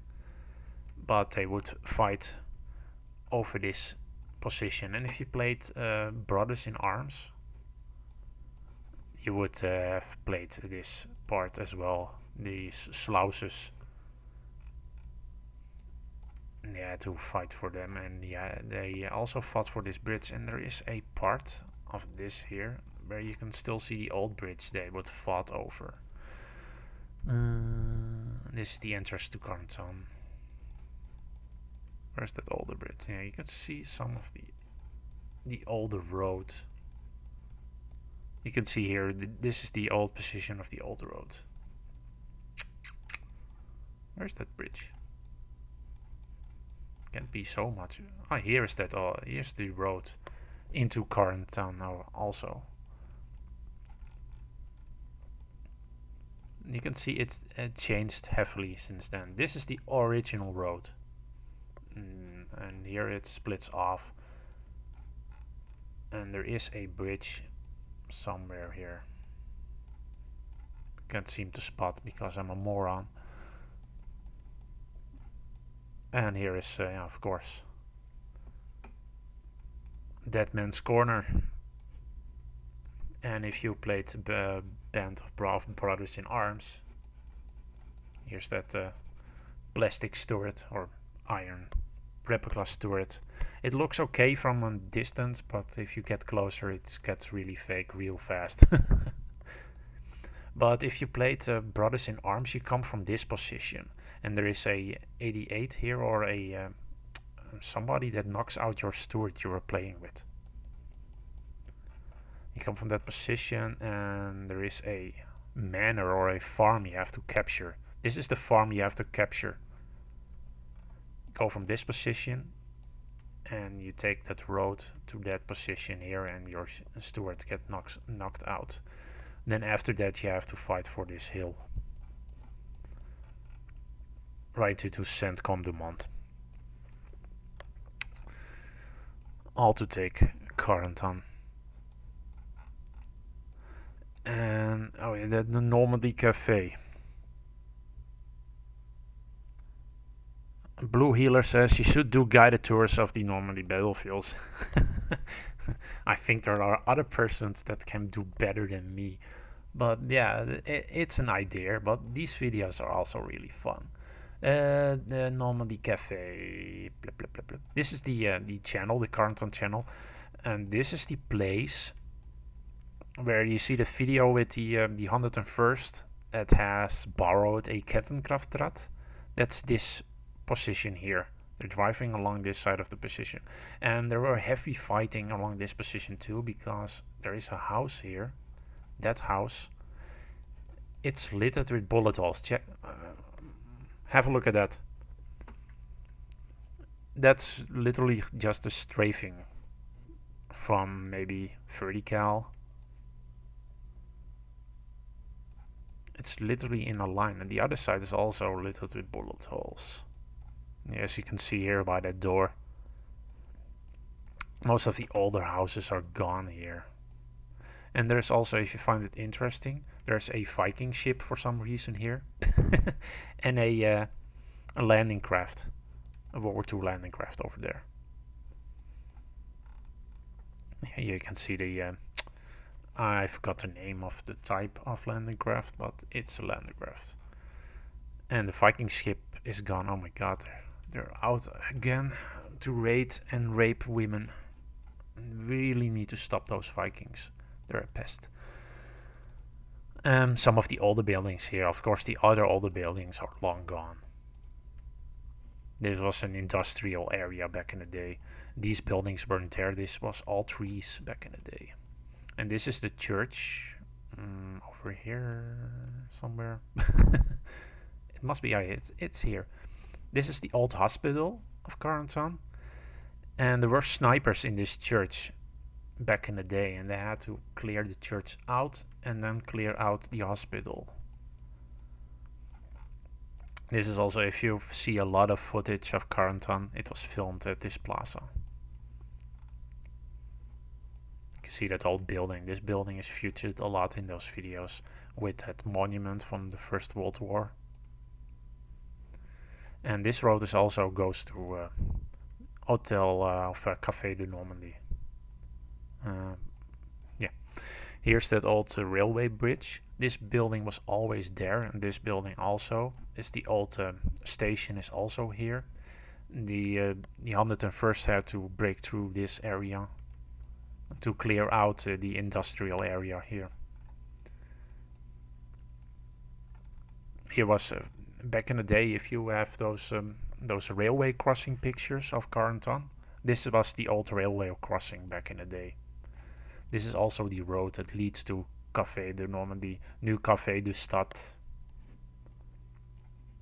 And this is the original position you see in the series Band of Brothers. Now in Band of Brothers this is a lot shorter, but they had to run from this position. So I went around this corner,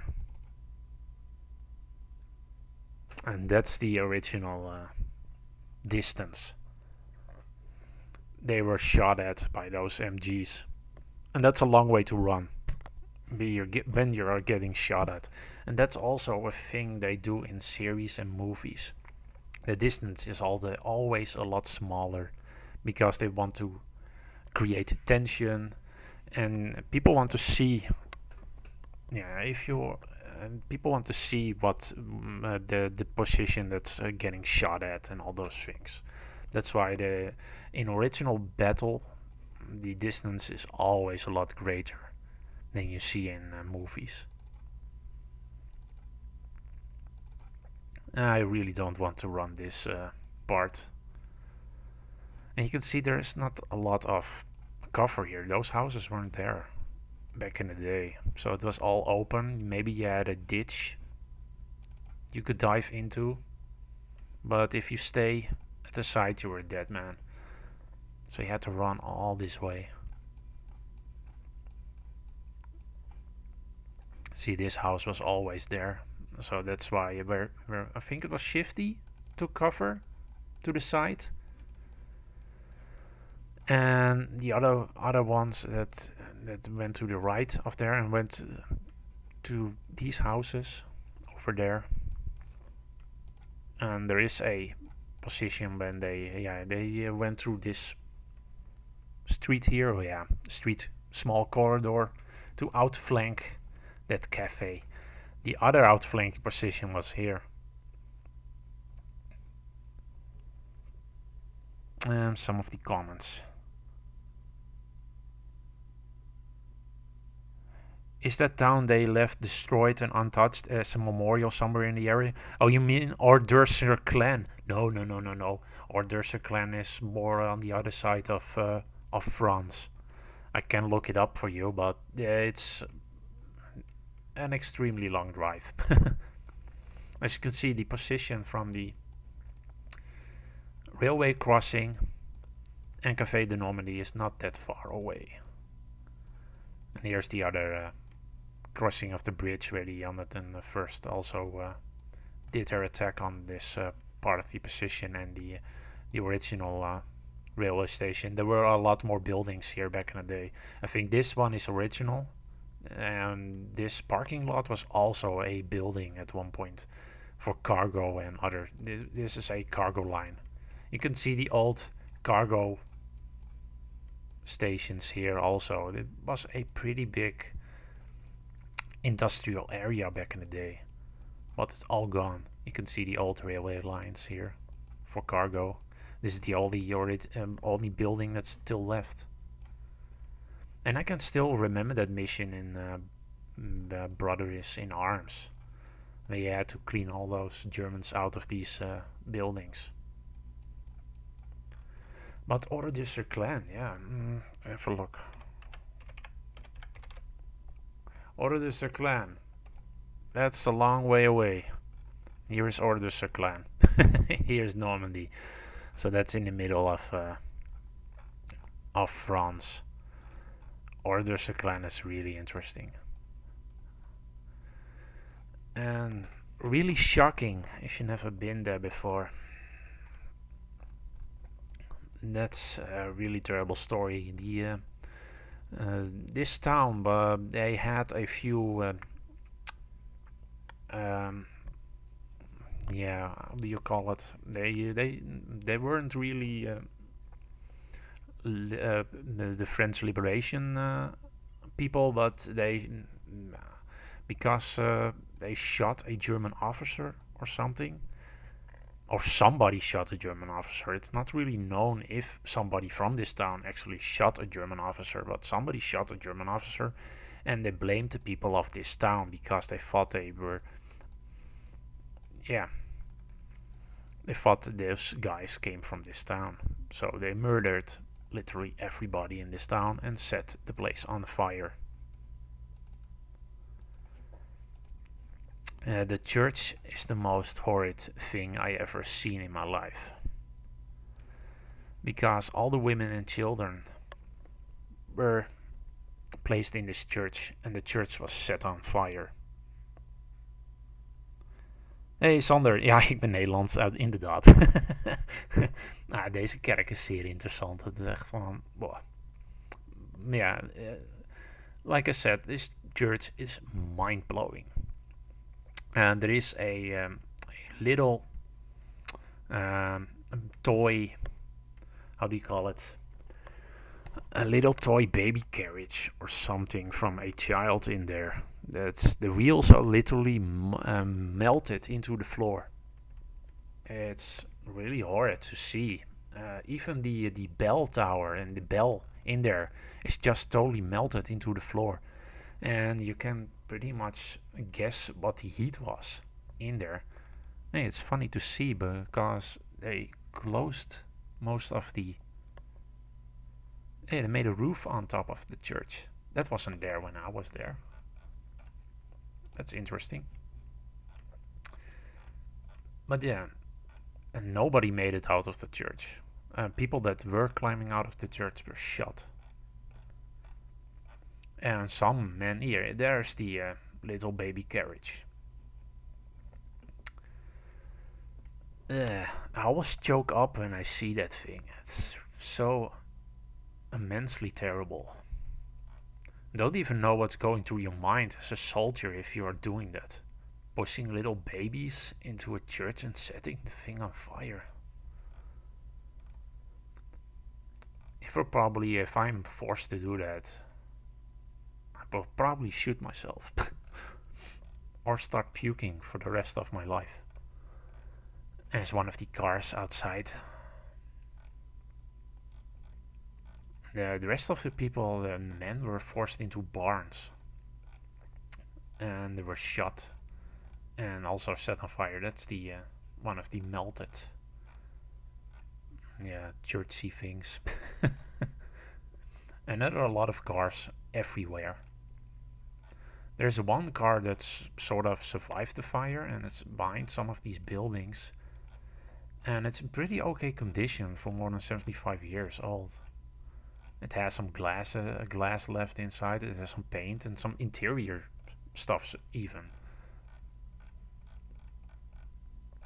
Yeah, this place is interesting to see, but also really, really extremely dark. And this is a gathering place for all the cars that were left behind. Yeah, they just placed it in one spot. I think that's over here. Here are all the cars. And the car that's in pretty okay condition, I think it's over here somewhere.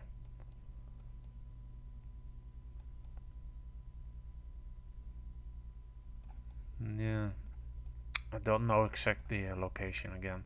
And also there is a basement in this section here, but you can see all the bones from the people.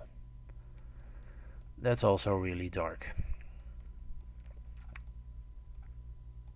You can see all the pieces of other pieces of cars behind that wall.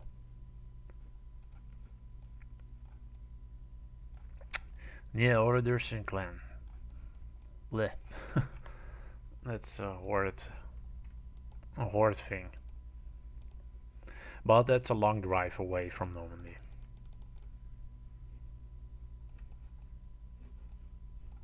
That's the church. Let's go back to Normandy.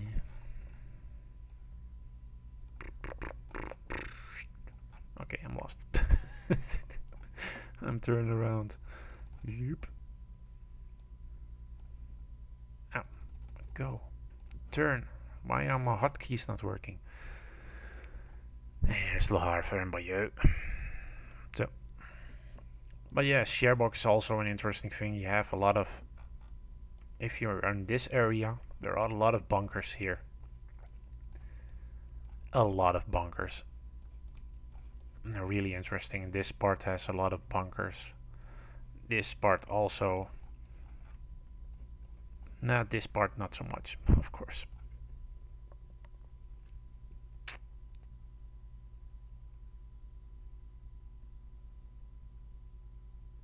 Yeah, Orders and Clan is really terrible, Sander.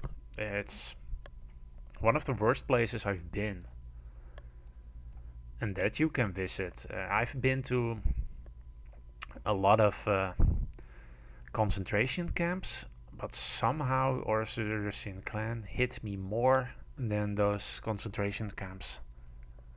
Maybe I'm getting docile to all those concentration camps because you see it so much, but the Orders and Clan is an unknown story for a lot of people. And when you find that place, and I found it I seen it the first time, I think I was 12 with my parents. And it was the most horrid thing I ever seen.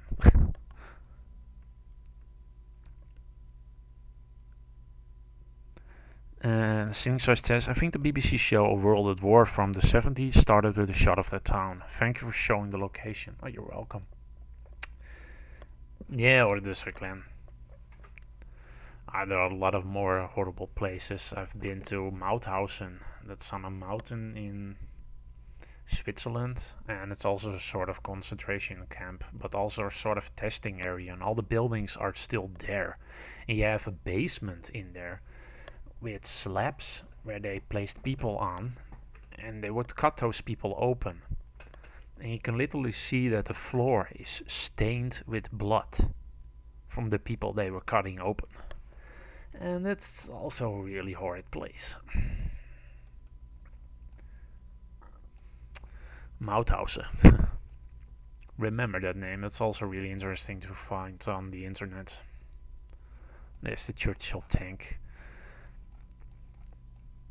But yeah, I think we're done for the most part. We have seen almost everything. Not all the tanks. Maybe I'm going to do that in another live stream. Some of the... it says there's a fortification here, but yeah, there is no fortification here, or it's under that house. As you can see, Sword Beach and Gold Beach doesn't really have a lot of sort of fortifications, because most of them were moved or built over. A lot of these houses are on top of bunkers. Also no tank walls or anything. Here is one bunker, but that's pretty much it. Here's the Canada house, one of the only survivors, because they tore all these houses down. You can see not much bunkers, fortifications, nothing. They barely have some smaller fortifications, trenches and everything, but those things are all gone. This is all redesigned, so most of the things that were here are gone. All redesigned. There's not much here. This is carousel. And here you have some things. You have Sherman tank here, a bunker, all sorts of... You can see here more of the bunkers. What it looked like, what it is now.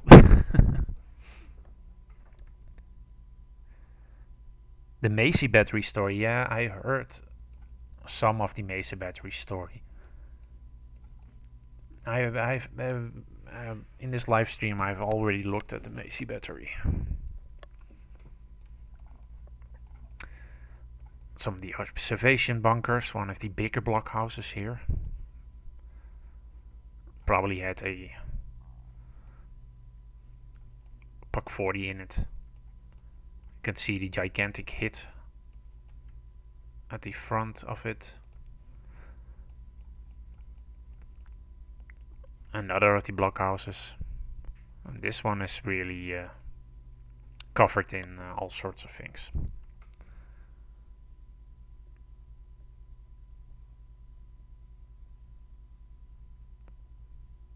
Your fire control bunkers from base pretty well hidden down on the coast in the... Yeah, I know that story.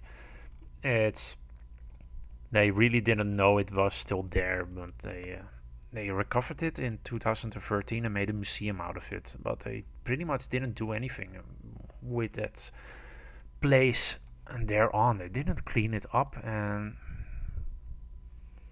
it's a bit disgusting now. These days, this is another bunker. You can see how much the coastline has receded. It's pretty much in the water right now. And this is the bunker that I showed already with all the rocks inside. It's totally destroyed. You can see there's not much here for that. You have that bunker over there. Here's another bunker. This one is in a lot better condition.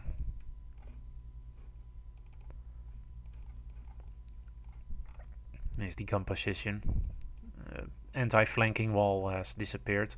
They obviously are using it as a coast guard position, like most of these bunkers, and that's most of these bunkers survived only because of that, because they are used for coast guard positions. And you can see here the door.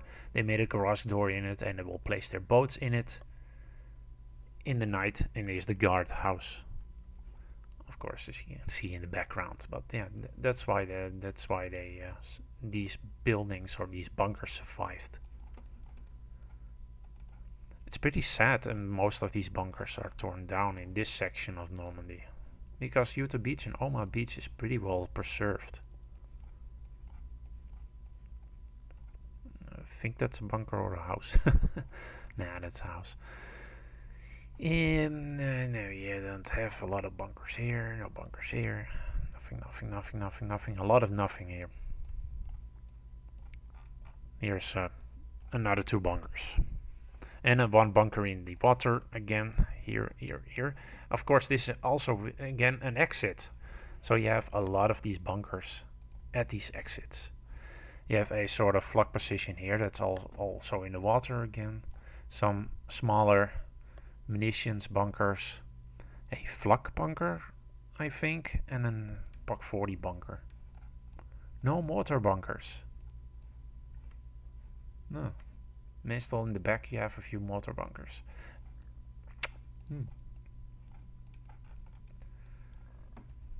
But yeah, you can see there are not much of these bunkers left. Here, I know that there are bunkers here. You can see them now on this shot. When I first went here in the live stream, you couldn't see the bunkers, but you can see the bunkers. They're here in the water.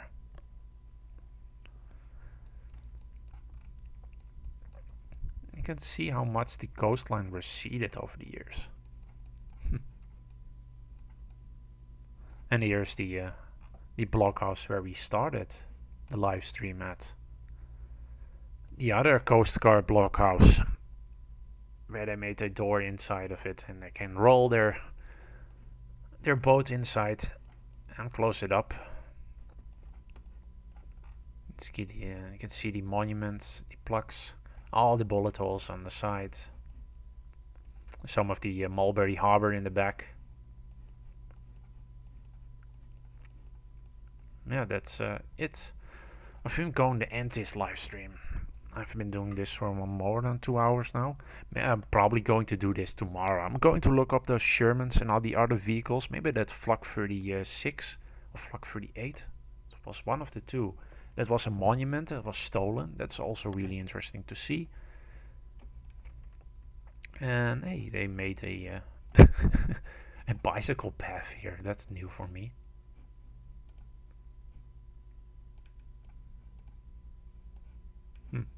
Interesting. Yeah, you can see the anti-flanking wall is sawed off again. But yeah, I'm easily distracted. Yeah, I'm probably going to do this tomorrow. It's fun to do this. Maybe we can look up some tanks, some other of these tanks along the coast. You have a lot of monuments, tank monuments along this coastline. You have a Centaur. You have several Churchill tanks. Some we already looked at already. We have some Sherman tanks. We have the Tiger, of course. And yeah, a lot of other. We have a half track somewhere here. Sextons, other other tanks, museums, interesting museums. You can have a look at. So yeah, oh, yeah, of course, the Pegasus Bridge. There's that other centaur. This centaur is now inside the museum, right here. But yeah, we can have a look at that. Here's the other, the Horsa Bridge. This was a turntable bridge back in the day. It's now a modern bridge. Also, this is not the original Pegasus Bridge. The original Pegasus Bridge is there. It was a lot smaller. There's the cafe. And yeah, the town is not really that big. It was only a few houses big. But yeah, that's pretty much it for this live stream. If you have any questions, let me know. Sander is saying I'm going to watch this live stream back again.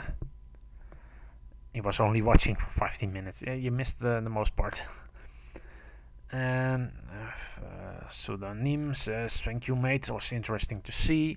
Sander says also thank you, and John Boat gives a thumbs up. Yeah, maybe we can also have a look at some of the positions that were interesting for Cartan and Band of Brothers and all that sort of stuff. We can also maybe also have a look at some of the Calais fortifications because they're immense. You have the, I think it's here, Bomb. There you have it. Oh no, this is the airport. Wait. Here's one of the forts. Yeah, I knew it was here. One of the 17th century forts, also retrofitted by the Germans again. And all these bunkers. There are all these bunkers right here. And there must be another position here. Look at all these craters. And here you have the other bunkers. This place is littered with bunkers. You have the battery, the munitions bunker here, and all these craters for bombing these bunker sections. And yeah, of course you have the battery, the tot, those gigantic bunkers with the gigantic 250 millimeter guns, I think. And you have the railway gun, the K5 or G5. Oh, that big, gigantic railway gun. Jackie, that's gigantic bunkers everywhere. You only have to look for a few seconds. Yeah, and here's the battery, the tot. Now, that's a bloody bunker. Look at that. That's a gun bunker, people. Look at this one and look at the smaller ones. It's not. It's so extremely big. And you know those big guns you normally see in those videos that are shooting. Those are these positions. Look at that. That's gigantic. With a sort of lookout over there on the top. Guns are sadly gone, but they're gigantic. And you have the Casma 2, Casma 3. And here you have the... that's the big one. The Fig Boy. Look at that. The railway gun. And that's a Belgium gate. Those were the gates that were blocking those exits on Utah Beach. So that's also really interesting. Yeah, the battery that's up. That's also really a museum I need to go to.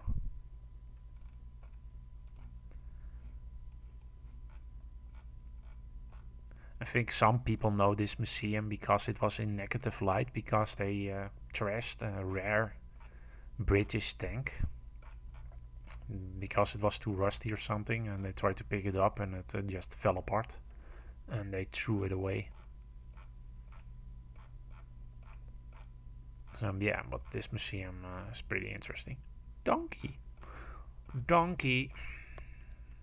Check that iron piece on top of that bunker. That's extreme. Breckord Manor. Yeah, I've been to Breckord Manor. It's also really interesting. Also to the farm. Uh, but yeah, Breckord Manor, there's not really much to see there. Of course, it's just pieces of. Yeah, you can't really go to Breckord Manor. The farm where they 101st had their first newsreel. I forgot the farm's name, but there you can go. You can see the farm, you can see everything. But Breckord Manor is pretty off limits. Yeah, that's not the Leopold. That's the other Leopold. That's the Italian one. That's not this one. But yeah, these guns. Whoa, they could shoot from here to England.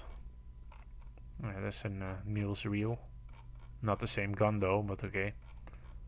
That's a smaller one. That's not the K4 or the K5. But yeah, those are gigantic bunkers. And you have a lot of them here, so we can have a look at that. It's pretty much what you guys want to see. There's so much bunkers here. It's not. Yeah, you also have a V1 and a V2 bunker here. That's gigantic. Just if you see a gigantic tit somewhere on the map, that's probably that bunker. For let me guess. There's German. Of course, there's German bunkers here. If there's an old French fort, there's a German bunker in it. And you can see a gun position here, an open gun position, some other gun positions. There is a gun position, closed off, closed off, closed off, and the old French fort. Yeah, there's so much to see here. It's really interesting. This is particle. Oh no. This is particle. But yeah, I really need to go to that Battery the Tot Museum and all these things in Dunkirk. Heb je Vlissingen?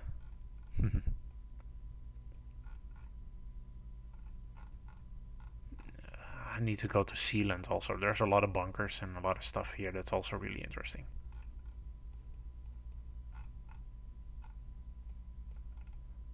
Hier, Koksdorp. The Netherlands also has a lot of nice and extreme looking bunkers. But maybe for another time. I'm going to end this live stream.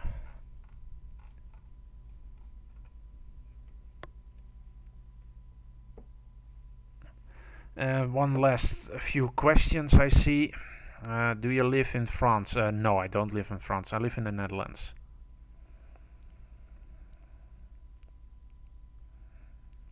Sylvana says he's from the Netherlands and think, yep, I'm from the Netherlands and based on the Google language. Yeah. Ja, that's pretty much a giveaway. Staat ook letterlijk Nederland in de onderhoek. And John Boats asks, do you visit the Arnhem commemorations at Oosterbeek and Ginkel? Yes, I do. Hoping that it will go, that it's with the corona and everything. Hope this year will be also, more bunkers. This is what I mean. I'm so easily distracted by everything. Look at that. That's also really freaking awesome. Built inside of that Oh, lolly. Yeah, that's awesome. Those things, those gun positions, those bunkers are really awesome. It sort of looks like Point du Hoc, don't you think? That's why they called it Point du Lacresse.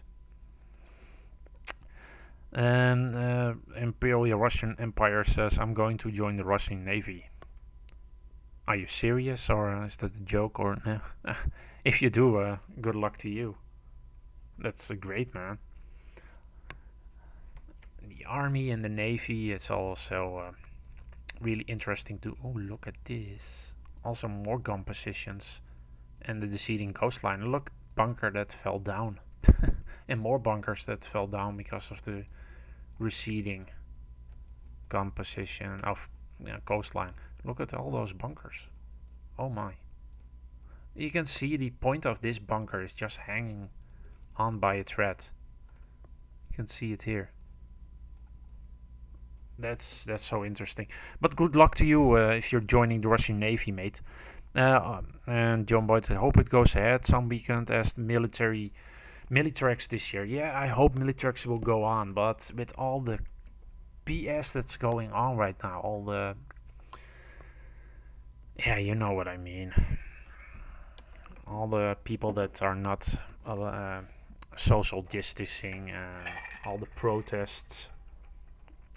I probably don't think there will be a Militarex this year, because there will be a second wave because of those idiots. Yeah, there will be no events. Probably will be maybe Militarex next year if you're lucky. And that's even a big hope and a guess. It's really iffy, everything that's happening now. Yeah, hope this live stream took some of the tension that everybody has and the boredom from doing nothing the whole day. Look at this, more gun positions. It's not a fun time. But yeah, maybe we'll find more gun positions like here. Those look like bunkers. Or old buildings, I have no idea. Yeah, this is really awesome to look at and to find all these bunkers you can find everywhere. It's littered with them. And you can literally see what Normandy has. Has so little of bunkers and defense points, and you can see them in Pas-de-Calais and around Cherbourg and Saint-Malo. What incredible bunkers you have there. But yeah, that's pretty much it. I'm really going to end this live stream now. Or it's going to be going on and on and on. But oh yeah, Russian Empire says I'm no jerk, but it's good. Yeah. Now, good luck to you, mate, with joining the Navy. It's great that you are joining any military service. It builds character, I think, and it's also really brave, of course, and interesting. Any military, doesn't matter where you come from, of course, except North Korea. I don't think you want to join the North Korean military. Yeah, you can see that. I love looking at these things and finding these bunkers. And if many people ask, well, how do you find these places? No, just like this. Just look around. You will find spots that are really interesting. But okay, going to end it. I wish you all a great weekend. And keep an eye out for that live stream tomorrow. I'm going to search some of the tanks I mentioned and going to have a look at that tomorrow. And hope I can find all of them. If not, that sucks. But yeah, there are a lot of memorials and other interesting things in Normandy we still can have a look at. So see you in the next live stream. and I wish you a great weekend and a great evening, a great morning, wherever you are.